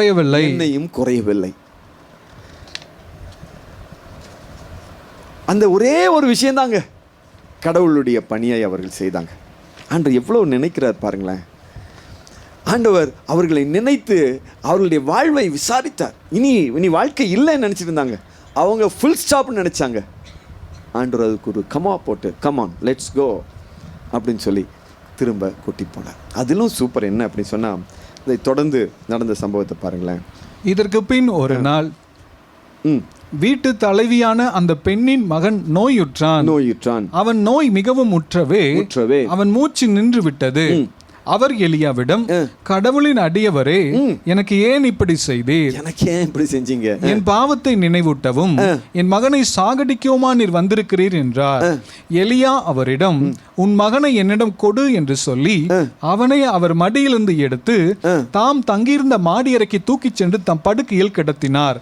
அவர் ஆண்டவரை நோக்கி, என் கடவுளாகிய ஆண்டவரே, எனக்கு தங்க இடம் கொடுத்த கைம்பெண்ணின் மகனை சாகடித்து அவளை துன்புறுத்தலாமா என்று கதறினார். அவர் அந்த சிறுவன் மீது 3 முறை குப்புறப்படுத்து ஆண்டவரை நோக்கி, என் கடவுளாகிய ஆண்டவரே, இந்த சிறுவன் மீண்டும் உயிர் பெறச் செய்யும் என்று மன்றாடினார்.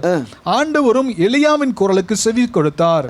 சிறுவனுக்கு மீண்டும் உயிர் திரும்ப வரவே அவன் பிழைத்துக் கொண்டான். எலியா சிறுவனை தூக்கி கொண்டு மாடி அறையிலிருந்து இறங்கி வீட்டிற்குள் வந்து, இதோ உன் மகன் உயிருடன் இருக்கிறான் என்று கூறி அவனை அவன் தாயிடம் ஒப்படைத்தார். இப்படி ஆண்டவர் விசாரித்தார் பாருங்க. அந்த பையன் செத்துட்டாங்க.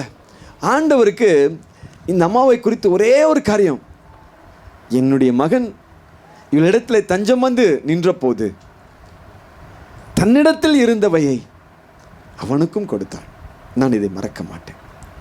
ஒரு குவளை தண்ணீர் இறைவாக்கினன் என்பதற்காக கொடுத்தால் நான் அதை மறப்பதில்லை. ஆண்டு சொல்றார். ஆண்டவருக்கு மட்டும் அவருடைய பணியை நேர்மையாய் உண்மையாய் செய்யக்கூடிய மனிதர்களை எப்போதும் தன்னுடைய நினைவில் கொண்டிருக்கிறார். ஒரு நாளும் அவர் மறப்பது இல்லை. நம்ம நிறைய சமயம் அதை கேள்விப்பட்டிருப்போம். வில்லியம் கேரி என்று சொல்லி ஒருவர் இருந்தார். பிரிட்டன்ல இருந்து இந்தியாவுக்கு வந்தார். அவர் ஒரு காப்லர், அதாவது செருப்பு தைக்கக்கூடிய ஒருவர். இவரை குறித்து நிறைய பேசுவாங்க, நிறைய காரியங்களை அவர் செய்திருக்கிறார். இவர் அங்கிருந்து புறப்பட்ட போது, ஒரு மிஷினரியாக புறப்பட்ட போது அந்த ஊரில் எல்லாரும் எதிர்த்தாங்க, இந்தியாவுக்கு போகாது, இந்தியாவுக்கு போகிறதுனாலும் போ, வேற எங்கேயாவது போ, இந்த கல்கட்டாவுக்கு மட்டும் போகாது, அது ஒரு மோசமான இடம் என்று சொன்னாங்க. இவர் எல்லாத்தையும் மீறி இவர் கப்பல் பிரயாணமாய் புறப்பட்டார். ஆனால் புறப்பட்டு அவர் இங்கே வந்து சேர்ந்த போது, இவர் பணியை ஆரம்பித்த போது நிறைய பிரச்சனைங்க, என்னென்னமோ பிரச்சனை. அதில் ஒரு பெரும் பிரச்சனை அவருடைய மனைவியால் முதல்ல இவரை ஏற்றுக்கொள்ள முடியல, இவருடைய பணியை ஏற்றுக்கொள்ள முடியல, இந்த மிஷினரி பிரயாணத்தை ஏற்றுக்கொள்ள முடியல, கல்கட்டாவை ஏற்றுக்கொள்ள முடியல, இந்தியாவை ஏற்றுக்கொள்ள முடியல. அவங்க மனநலம் பாதிக்கப்பட்டவர்களாக இருந்தாங்க. சில நாட்கள் கழிந்த பிறகு அவருடைய பிள்ளை இறந்து போனார். ஒரு வியாதியில் இறந்து போனார், சரியான பராமரிப்பில் ட்ரீட்மெண்ட்டில் இறந்து போனார். அப்புறம் அதை தொடர்ந்து அவருடைய மனைவியும் இறந்து போனார். எல்லாம் முடிஞ்சு போச்சு. ஆனால் இவர் தான் ஆற்றிக்கொண்டிருந்த பணியை நிறுத்தவே இல்லைங்க. தொடர்ந்து அதை தொடர்ந்து பண்ணிக்கொண்டே இருந்தார். இவர் செய்த மிக முக்கியமான பணி என்ன அப்படின்னு சொன்னால், டிரான்ஸ்லேஷன், அதாவது பைபிளை வந்து இந்திய மொழிகளில் மொழிபெயர்ப்பது. இதுதான் அவர் செய்த மிக முக்கியமான பணி. இப்போ இந்த பணி ஒரு அளவு ஒரு குறிப்பிட்ட அளவு ரைஸ் ஆகி வந்துருச்சு. இவருடைய மனைவி இல்லை, இவருடைய பிள்ளை இல்லை, இவர் தன்னந்தனியாய் இவருடைய பணியை செய்கிறார். இவருக்கு இருந்த ஒரே ஆறுதல் அந்த பணி தான், அந்த டிரான்ஸ்லேஷன் தான். இப்படி போயிட்டு இருந்துச்சு. ஒரு நாள் இவருடைய அந்த மேனுஸ்கிரிப்ட், அந்த டிரான்ஸ்லேஷன் பேப்பர்ஸ் எல்லாம் வைத்திருந்த அந்த அலுவலகம் தீப்பற்றி கொண்டது. அத்தனையும் எரிந்து போனது. இவருக்கு இருந்த மொத்த நம்பிக்கையும் இழந்து போனார். இனி என்ன பண்ண முடியும்? எல்லாம் முடிந்தது, எல்லாம் நிறைவேறிற்று என்ற நிலை வந்தது. ஆனால் அந்த மனுஷனுக்கு ஒரு வைராக்கியம், பயங்கரமான ஒரு வைராக்கியம். கடவுளுடைய பணியை நான் தொடர்ந்து செய்வேன். ஆனால் இவருடைய இந்த வைராக்கியத்தை பார்த்துட்டு பிரிட்டிஷ் எம்பசி, பிரிட்டிஷ் நாடு இருக்கு பாருங்க, அவர்களுக்கு இவரை குறித்த தகவல் போனது. அவங்க என்ன சொன்னாங்க அப்படின்னு சொன்னால், உங்களுடைய என்னெல்லாம் இழப்பு இருக்குதோ அதை ஈடுகட்டுவோம், மறுபடியும் திரும்ப கட்டுங்க அந்த ஆஃபீஸை, மறுபடியும் அந்த பணியை ஆரம்பிங்க என்று சொன்னார். இவர் இந்த முழு பைபிளை பெங்காலி, ஒரியா, அசாமீஸ், ஹிந்தி, மராத்தி, தெலுங்கு இத்தனையிலையும் டிரான்ஸ்லேட் பண்ணிட்டார். அல்லேலூயா. புதிய ஏற்பாட்டை மட்டும் ஏறக்குறைய 30 மொழிகளில் டிரான்ஸ்லேட் பண்ணாராம். திருப்பாடல்களை எத்தனையோ மொழிகள், இந்திய மொழிகளில் டிரான்ஸ்லேட் பண்ணி கொடுத்தார். அது இல்லாமல் அவர் ஸ்கூல் பணி என்று பல பணிகளை அவர் செய்தார். இவர் பாருங்க, இவருடைய விடாமுயற்சி, அந்த இறை பணிக்காக அவர் நின்றபடியால் ஆண்டவர் அவரை விசாரித்தாருங்க, அவரை பராமரித்தாருங்க.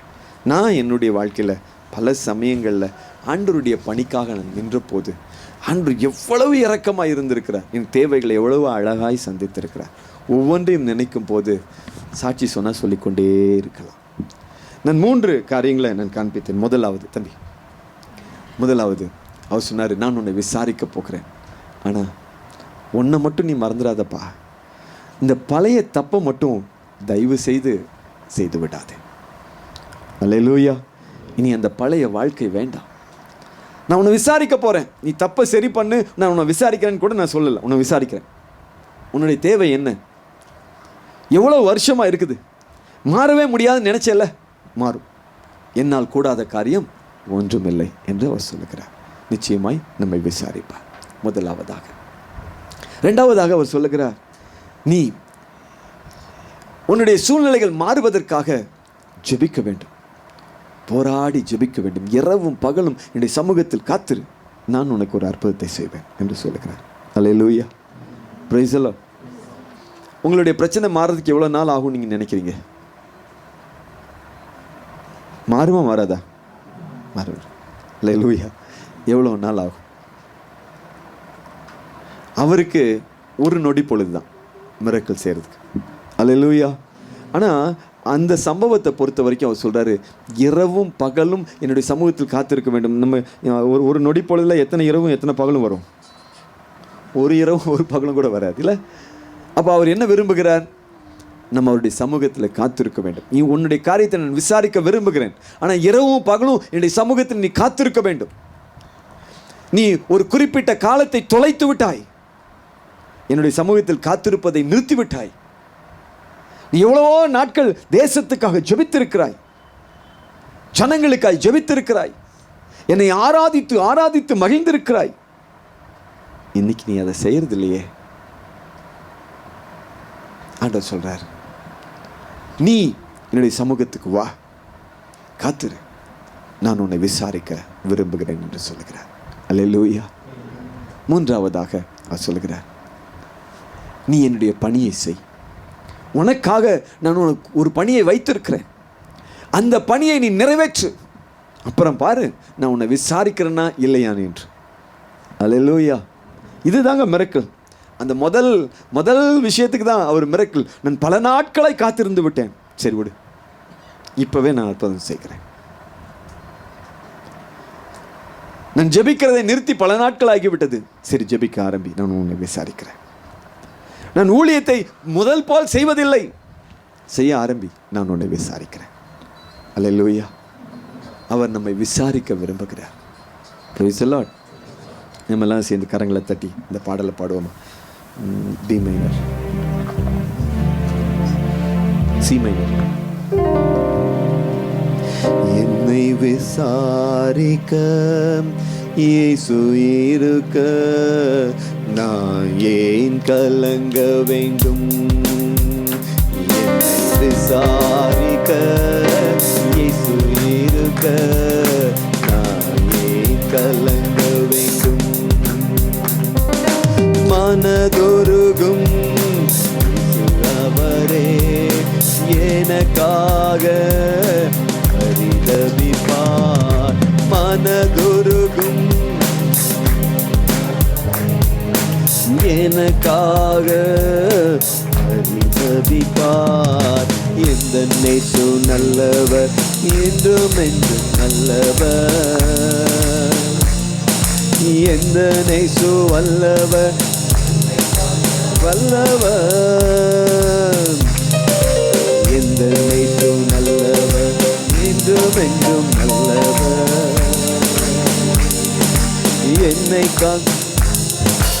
என்னை காக்க வல்லவர். நான் ஒரு சில விஷயங்களை சொல்றேன் பாருங்க. இங்க வந்திருக்கிற நீங்க சில இழப்போடு வந்திருக்கிறீங்க. இழந்துட்டேன், நான் இதை இழந்து விட்டேன், இனி எனக்கு திரும்ப கிடைக்க வாய்ப்பில்லை என்று நீங்க சொல்லி வந்திருக்கிறீங்க. ஆண்டவர் சொல்றார், எந்த இழப்பையும் சரி கட்ட அவர் வல்லவராய் இருக்கிறார். அல்லேலூயா. நான் உங்களை திக்கற்றவர்களாய் விடேன் என்று சொன்னவர், நான் உங்களை அனாதைகளாய் விடேன். I will not leave you as an orphan. நான் உங்களை திக்கற்றவர்களாய் விடேன் என்று சொன்னவர் நிச்சயமாய் விட மாட்டார். அல்லேலூயா. சந்தோஷமா பாடுவோமா? என்னை விசாரிக்க இயேசு இருக்க நான் கலங்க வேண்டும். விசாரிக்க இயேசு இருக்க நான் கலங்க வேண்டும். மனதொருகும் அவரே எனக்காக ஜெபிப்பார்.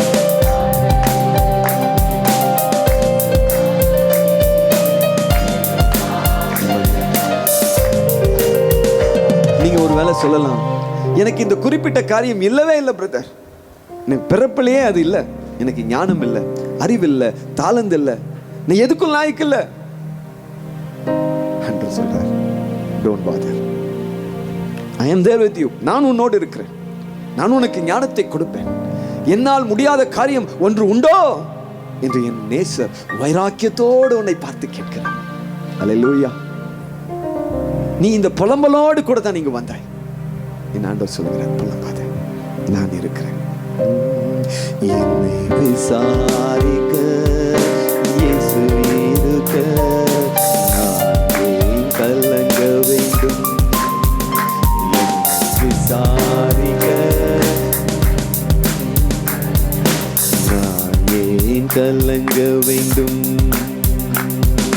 மனதொருகும் இயேசு அவரே எனக்காக பரிதபிப்பார். சொல்லுவோம், மனதொருகும் இயேசு அவரே எனக்காக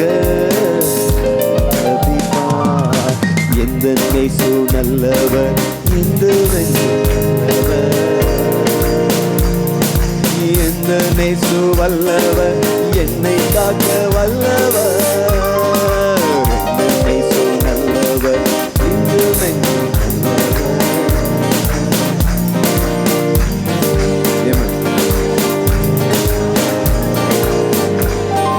உங்களுடைய குடும்பத்தை குறித்து, உங்களுடைய குடும்பத்தின் எதிர்காலத்தை குறித்து நீங்க கலங்கி வந்திருக்கிறீங்களா? கவலைப்படாதீங்க. நீங்க இப்போ இருக்கிறத பார்க்கலாம் பல மடங்கு அதிகமாய் ஆண்டவர் உங்களை உயர்த்த விரும்புகிறார். அல்லேலூயா, அல்லேலூயா. நீ சொந்தமா ஒரு வீடு இல்லை, கவலைப்படாதீங்க. ஆண்டவர் நல்லவர், உங்களை விசாரிக்க விரும்புகிறார். Praise the Lord. அல்லேலூயா, அல்லேலூயா. என்னுடைய குறையை குறித்து எவ்வளோ நாட்களா இடத்துல சொல்லுகிற ஆண்டவரே, என்னை ஏன் ஆண்டவரை நீங்க கவனிக்காம இருக்கிறீங்க? கவலைப்படாதீங்க, ஆண்டவர் உங்களை விசாரிப்பார். ஆமென். அல்லேலூயா. என்னை விசாரிக்க இயேசு இருக்க, ஏன் கலங்க வேண்டும்? என்னை விசாரிக்க கலங்க வேண்டும். மனதுருகும் இயேசுவரே, எனக்காக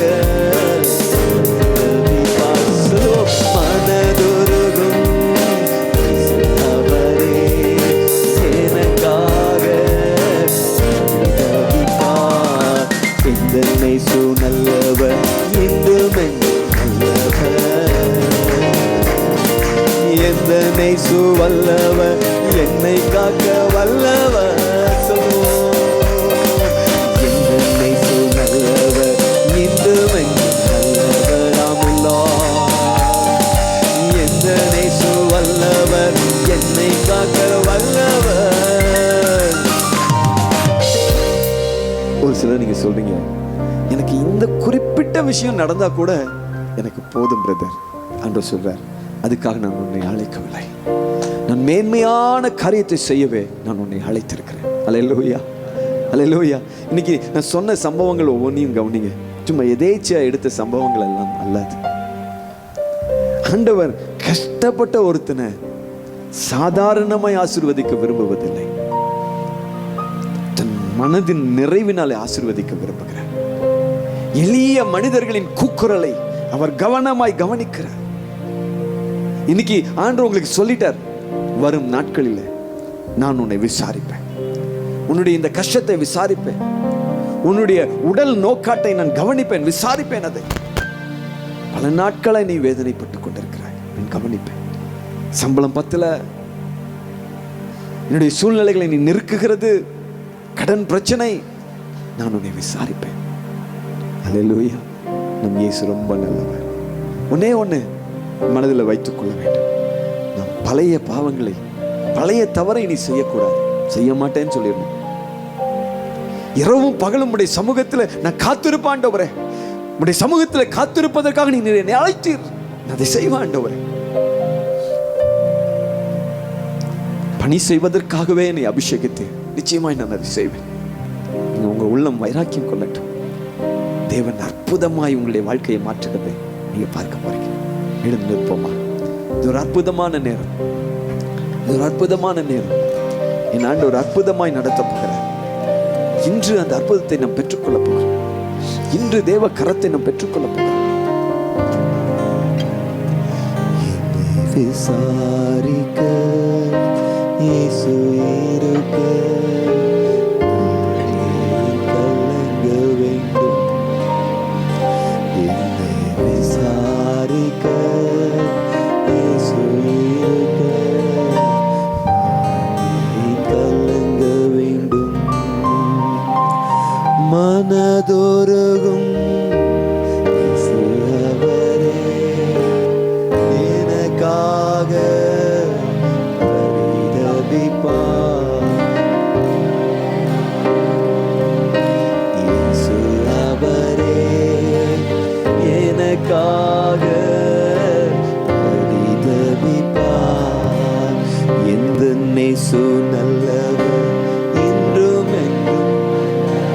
நமக்காக மனதுருகுகிற இயேசுவர், இந்த நேசு வல்லவர், என்னை காக்க வல்லவர்.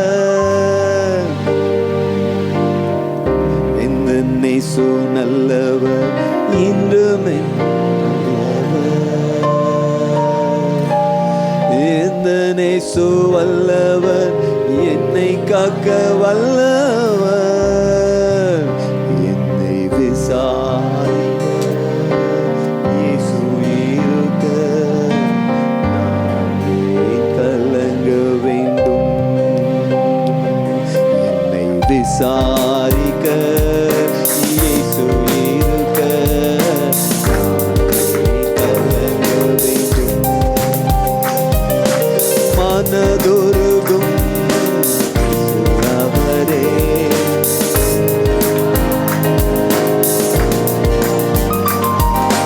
மனதுருகும் அவரே எனக்கு. நம் கண்களை மூடி ஆண்டவரை நோக்கி பார்ப்போம். இயேசு நல்லவர், இன்று நல்லவர், எந்த இயேசு வல்லவர், என்னை காக்க வல்லவர். ராமராஜா, எந்த இயேசு நல்லவர், என்றும் நல்லவர். அவர் நல்லவர் பாருங்க. எந்த இயேசு வல்லவர், என்னை காக்க வல்லவர், என்னை விசாரிக்க இயேசு இருக்க நானே கலங்க வேண்டும். ஆண்டவர் எந்தன் கற்பாரை, அவரே எந்தன் மீட்பரானார்.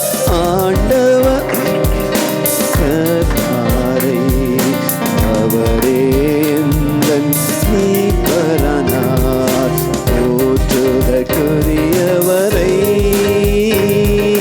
மன்றாடினேன், போற்றுதற்குரியவரை மன்றாடினேன், ஓடி வந்து காத்து கொண்டார், ஓடி வந்து காத்து கொண்டார். எந்த இயேசு நல்லவர், விசாரிப்பதற்காக நம் இயேசு நம் நடுவில் வந்திருக்கிறார். எந்த இயேசு நல்லவர், இன்றும் என்றும் நல்லவர், எந்த இயேசு வல்லவர், என்னை காக்க வல்லவர், என்னை விசாரிக்க இயேசு இருக்க நானே கலங்க வேண்டும். சொல்வோம், விசாரிக்க இருக்க நானே கலங்க வேண்டும். ஆண்டவர் எந்தன் கற்பாரை, அவரே எந்தன் மீட்பரானார். ஆண்டவர் எந்தன் கற்பாரை, அவரே எந்தன் மீட்பரானார். போற்றுதற்குரியவரை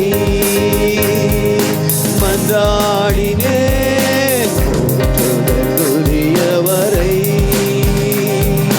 மன்றாடினேன், ஓடி வந்து காத்து கொண்டார், ஓடி வந்து காத்து கொண்டார்.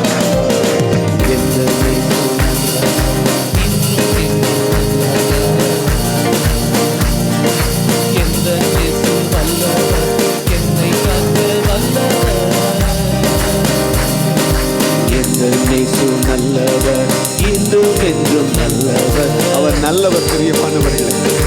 எந்த இயேசு வல்லவர், என்னை காக்க வல்லவர், என்னை விசாரிக்க இயேசு இருக்க நானே கலங்க வேண்டும்.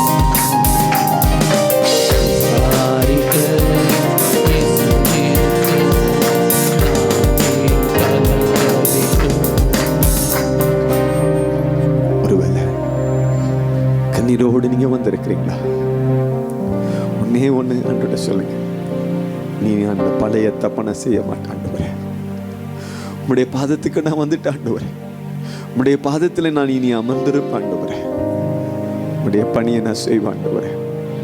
என்னமோ தெரியல, ஆண்டவராகிய இயேசு கிறிஸ்து மனது உருகுகிறது நான் பார்க்கிறேன். உங்களை பார்க்கும் போது அவர் மனது உருகுகிறார்.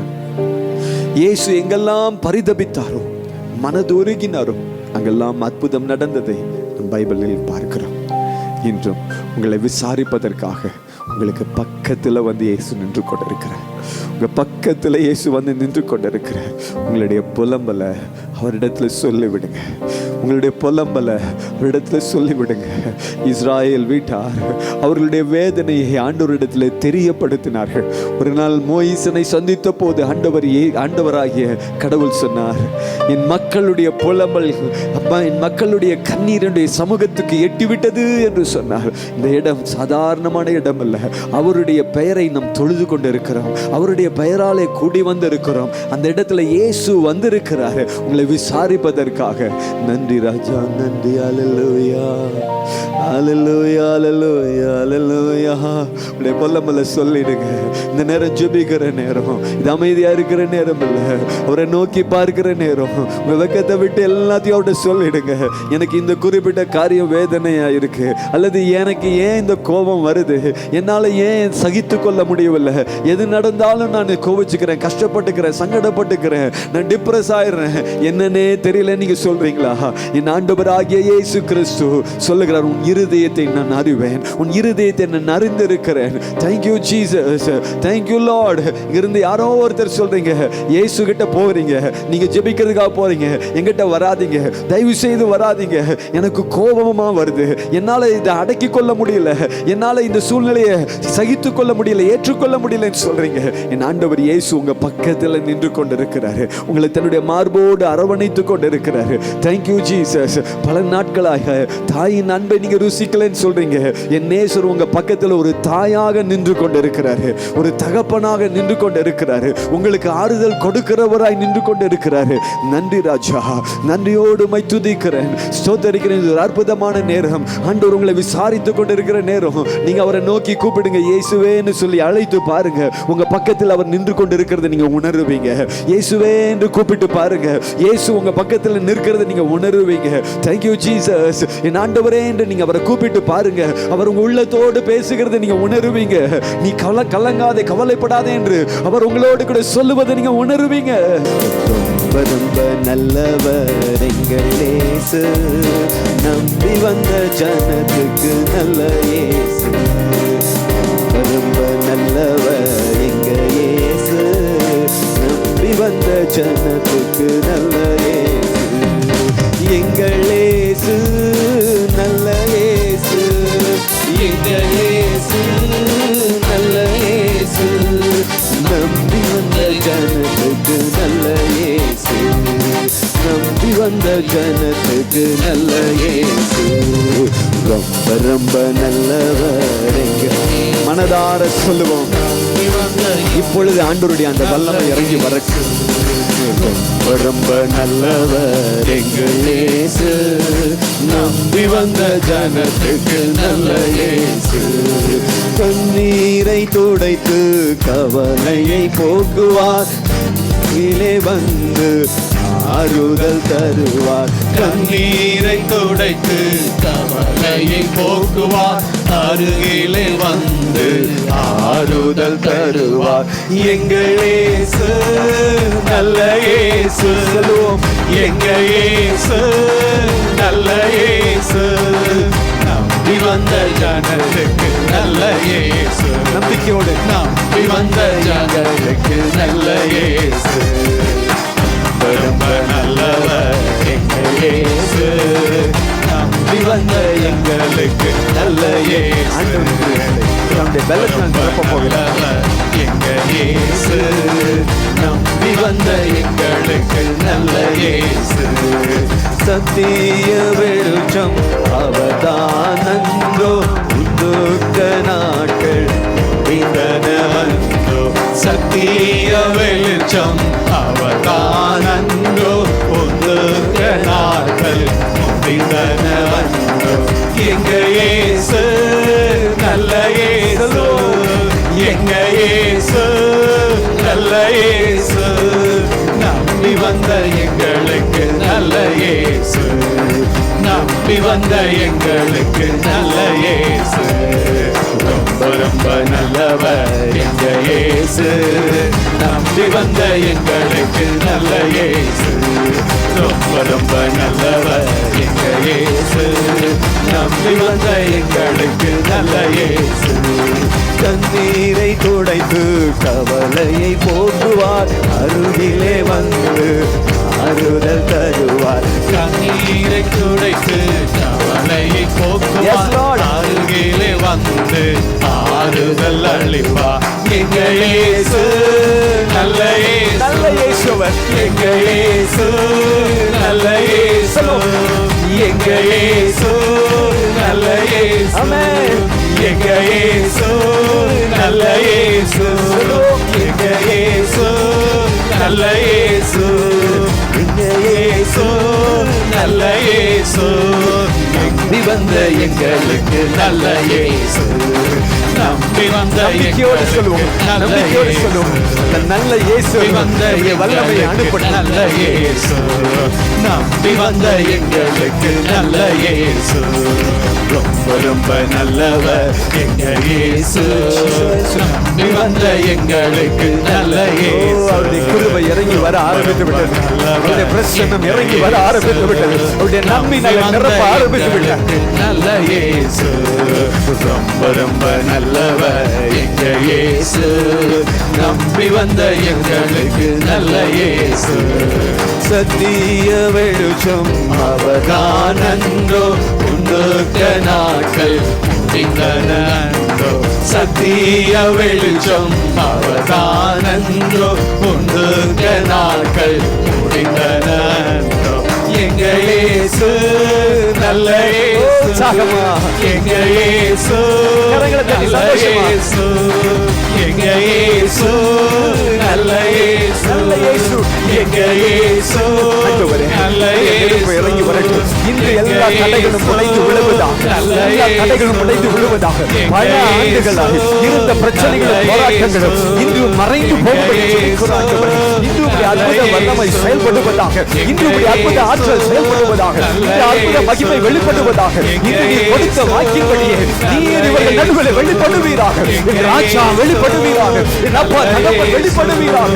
எங்க இயேசு நல்ல இயேசு, நம்பி வந்த எங்களுக்கு நல்ல இயேசு, நம்பி வந்த எங்களுக்கு நல்ல இயேசு, ரொம்ப ரொம்ப நல்லவர் எங்க இயேசு.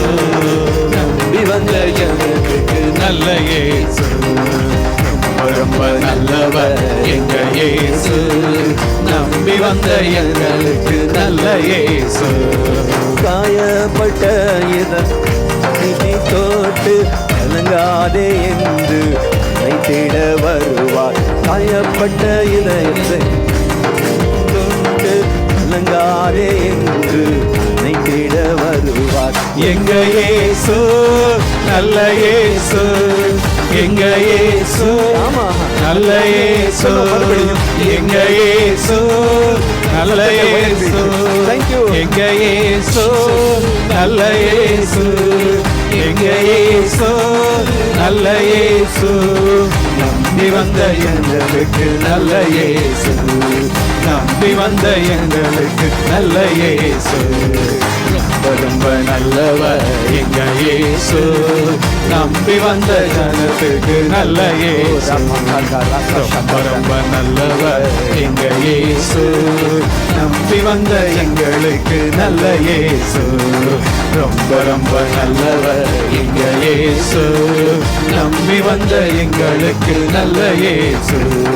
அல்லேலூயா அல்லேலூயா அல்லேலூயா அல்லேலூயா அல்லேலூயா அல்லேலூயா அல்லேலூயா அல்லேலூயா அல்லேலூயா அல்லேலூயா அல்லேலூயா அல்லேலூயா அல்லேலூயா அல்லேலூயா அல்லேலூயா அல்லேலூயா அல்லேலூயா அல்லேலூயா அல்லேலூயா அல்லேலூயா அல்லேலூயா. ரொம்ப ரொம்ப நல்லவர் எங்க இயேசு, நம்பி வந்த அவருடைய ஒவ்வொருவரையும் நிறைப்பதற்காக நன்றி, கிருபை நிறைப்பதற்காக நன்றி. ஆண்டவர் உங்க குடும்பங்கள் மேல தம்முடைய கரத்தை நீட்டிக் கொண்டிருக்கிறார். இன்னைக்கு ஆண்டவரை ஆண்டவருக்கு நன்றி சொல்லுங்க. நீ நல்லவர் என்று அவரை வாழ்த்துங்க. அவர் உங்களை விசாரித்துக் கொண்டிருக்கிறார். அவர் உங்களை விசாரித்துக் கொண்டிருக்கிறார். கிருபை உங்களை விசாரித்துக் கொண்டிருக்கிறது. நல்ல இயேசு, சத்திய வெளிச்சம் அவர்தான் அன்றோ, முன்புக்க நாட்கள் முடிந்தன அன்றோ. சத்திய வெளிச்சம் அவர்தான் அன்றோ, முன்புக்க நாட்கள் முடிந்தன அன்றோ. எங்க இயேசு நல்ல இயேசு, எங்க இயேசு நல்ல இயேசு, நம்பி வந்த எங்களுக்கு நல்ல இயேசு, நம்பி வந்த எங்களுக்கு நல்ல இயேசு. ரொம்ப நல்லவர் எங்க இயேசு, நம்பி வந்த எங்களுக்கு நல்ல இயேசு. சொல்லுவோம், ரொம்ப நல்லவர் எங்க இயேசு, நம்பி வந்த எங்களுக்கு நல்ல இயேசு. அல்லேலூயா அல்லேலூயா அல்லேலூயா அல்லேலூயா அல்லேலூயா அல்லேலூயா அல்லேலூயா அல்லேலூயா அல்லேலூயா அல்லேலூயா. ரொம்ப நல்லவர் எங்க இயேசு, நம்பி வந்த எங்களுக்கு நல்ல இயேசு. தேவனுடைய பிரசன்னத்தை நிறைந்து கொள்ளுங்க. ஆண்டவருடைய அருளால் நிறைந்து கொள்ளுங்க. ஆண்டவர் உங்களை சுகப்படுத்திக் கொண்டிருக்கிறார். நீங்க துதிக்கிற இந்த நேரத்திலேயே ஆண்டவர் உங்களை சுகப்படுத்திக் கொண்டிருக்கிறார். அவருடைய சுகமளிக்கும் ஆற்றல் இறங்கி வருகிறது. அவர் உங்களை தொட்டு உங்களை சுகமாக்குகிறார். அவர் உங்களை தொட்டு உங்களை சுகமாக்குகிறார். அவர் உங்களை தொட்டு உங்களை ஆறுதல் படுத்துகிறார். அவர் உங்களை தொட்டு உங்களை பலப்படுத்துகிறார். அவருடைய கரம் இறங்கி வருகிறது. நல்லவர் எங்க இயேசு, நம்பி வந்த எங்களுக்கு நல்ல இயேசு. அல்லேலூயா அல்லேலூயா அல்லேலூயா அல்லேலூயா அல்லேலூயா அல்லேலூயா அல்லேலூயா அல்லேலூயா அல்லேலூயா அல்லேலூயா அல்லேலூயா அல்லேலூயா. ரொம்ப நல்லவர் எங்க இயேசு, நம்பி வந்த எங்களுக்கு நல்ல இயேசு. ரொம்ப ரொம்ப நல்லவர் எங்க இயேசு, நம்பி வந்த எங்களுக்கு நல்ல இயேசு. ரொம்ப ரொம்ப நல்லவர் எங்க இயேசு, நம்பி வந்த எங்களுக்கு நல்ல இயேசு. அல்லேலூயா அல்லேலூயா அல்லேலூயா அல்லேலூயா அல்லேலூயா அல்லேலூயா அல்லேலூயா அல்லேலூயா அல்லேலூயா அல்லேலூயா அல்லேலூயா அல்லேலூயா. ரொம்ப நல்லவர் எங்க இயேசு, நம்பி வந்த எங்களுக்கு நல்ல இயேசு. ரொம்ப ரொம்ப நல்லவர் எங்க இயேசு, நம்பி வந்த எங்களுக்கு நல்ல இயேசு. ரொம்ப ரொம்ப நல்லவர் எங்க இயேசு, நம்பி வந்த எங்களுக்கு நல்ல இயேசு. Hallelujah, hallelujah, hallelujah, hallelujah, hallelujah, hallelujah.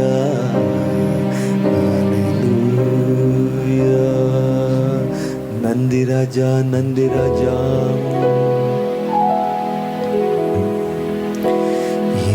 இந்துள்ளமே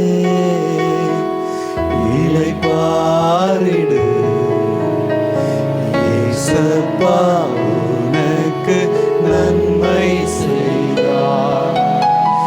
என்னுள்ளமே இளைப்பாறிடு, இயேசப்பா உனக்கு நன்மை செய்தார்.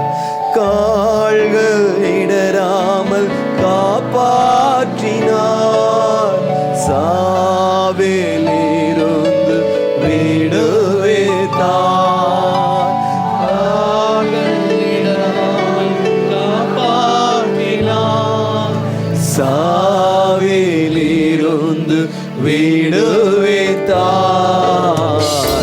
உள்ளமே இளைப்பாறிடு, இயேசப்பா உனக்கு நன்மை செய்தார்.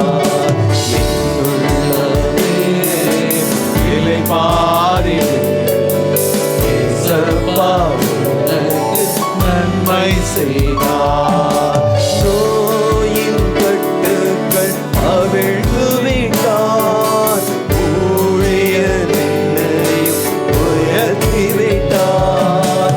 நோயின் கட்டுக்கள் அவிழ்ந்து விட்டார், ஊழியர் என்னையும் உயர்த்தி விட்டார். என் உள்ளமே இளைப்பாறிடு, இயேசப்பா உனக்கு நன்மை செய்தார். என் உள்ளமே இளைப்பாறிடு, இயேசப்பா உனக்கு நன்மை செய்தார். எளிய உள்ளத்தை பாதுகாத்தார், தாழ்ந்த நெஞ்சத்தை ஈண்டு கொண்டார். எளிய உள்ளத்தை பாதுகாத்தார், தாழ்ந்த நெஞ்சத்தை ஈண்டு கொண்டார். என் உள்ளமே இளைப்பாறிடு, இயேசப்பா உனக்கு நன்மை செய்தார். ஆண்டவர் இயேசுவின் மார்பில் நீங்க சாய்ந்து கொள்ளுங்க. யோவான் ஆண்டவர் இயேசுவின் மார்பிலை சாய்ந்து கொண்டார். ஆண்டவர் இயேசுவின் மார்பில் சாய்ந்து கொண்ட போது அவருக்கு கிடைத்த ஆழமான செய்தி பாருங்க. நான் உங்களை திக்கற்றவர்களை விடேன். இயேசுவை எப்படி சொல்லியிருப்பார்? மார்பில் சாய்ந்து கொண்ட யோவானை தன் கரத்தினாலே அரவணைத்துக் கொண்டு, தன் முகத்தை அவர் மீது புதைத்துக் கொண்டு, உங்களை திக்கற்றவர்களை விட நீ இழப்பை சந்தித்து இங்கு வந்து நிற்கிறாயா? என்னால இழப்பை இதுவரைக்கும் ஜீரணிக்க முடியல என்று சொல்லுகிறாயா? நீயும் யோவானை போல அவருடைய மார்பிலை சாய்ந்து கொள். அவர் உன்னை கட்டி அரவணைத்து தன் முகத்தை உன் தலையின் மீது புதைத்து சொல்லுவார், நான் உன்னை திக்கற்றவளாய் விடேன், திக்கற்றவனாய் விடேன். நான் உனக்கு தகப்பனாய் இருப்பேன், நான் உனக்கு தாயா இருப்பேன். உள்ளமே இளைப்பாறிடு, இயேசப்பா உனக்கு நன்மை செய்தார். என் உள்ளமே இளைப்பாறிடு, இயேசப்பா உனக்கு நன்மை செய்தார். இந்த நேரம் ஆண்டவராகிய இயேசு கிறிஸ்து நமக்கு நடுவில் நின்று கொண்டிருக்கிற நேரம். அவர் சிலருக்கு மீது தம்முடைய கரத்தை வைக்கிறார். ஒரு தேவ ஆற்றல் இறங்கி வருகிறது, உங்களை நிறைக்கிறது. ஒரு புதிய பலம் உங்களை நிறைக்கிறது.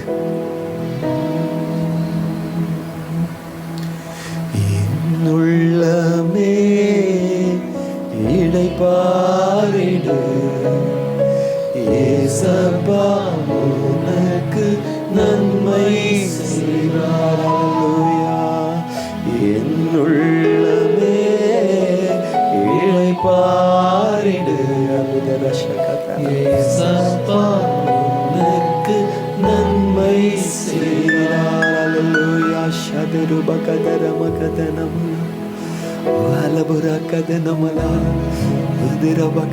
குடும்பத்திற்கு மீது ஒரு சமாதானத்தை ஆண்டவர் அனுப்பி கொண்டிருக்கிறார்.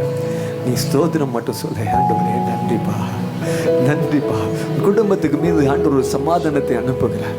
பல நாட்களாய் உன்னுடைய மனது அலைக்கழித்து கொண்டே இருந்தது, வெளியில சொல்ல முடியல. ஆண்டவர் இப்பொழுது ஒரு ஆறுதலை உன் உள்ளத்தில் வைக்கிறார். அவருடைய தெய்வீக ஆறுதல் உன் உள்ளத்தை நிறைக்கிறது. நன்றி நன்றி நன்றி நன்றி நன்றி. கடைசியா நம்ம ஜெபித்து முடிக்க போகிறோம். தேங்க்யூ ஜீசஸ், உமக்கு நன்றி. Thank you Lord. ஆவியானவர் தம்முடைய பிரசன்னத்தினால் உங்களை நிறைக்க போகிறார். தம்முடைய கிருபையினால் நிறைக்க போகிறார். தம்முடைய அபிஷேகத்தினால் நிறைக்க போகிறார். தம்முடைய நெருப்பினால் உங்களை நிறைக்க போகிறார். வரும் நாட்களில் நடப்பதற்கு ஒரு தேவ பலன் இப்பொழுது வந்து சேரும். ஊற்று தண்ணீரே எந்தன் தேவ ஆவியே, ஜீவநதியே என்னில் பொங்கி பொங்கி வா. ஊற்று தண்ணீரே எந்தன் தேவ ஆவியே, ஜீவநதியே என்னில் பொங்கி பொங்கி வா. ஆசீர்வாதியும் நேச கர்த்தரே, ஆசீர்வாதியும்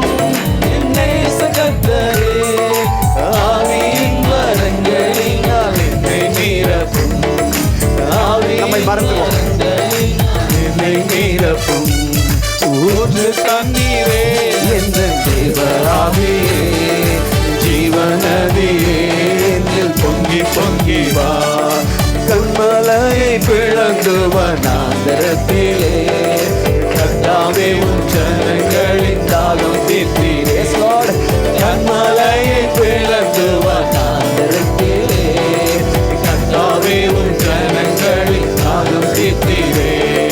பள்ளத்தாக்கிலும் மலைகளிலும், பள்ளத்தாக்கிலும் மலைகளிலும் தண்ணீர் பாயும் தேசத்தை நீர் வாக்களித்தீரே. தண்ணீர் பாயும் தேசத்தை நீர் வாக்களித்தீரே. ஊற்று தண்ணீரே என்ற தேவ ஆவியே, ஜீவநதியே ஊற்று தண்ணீர்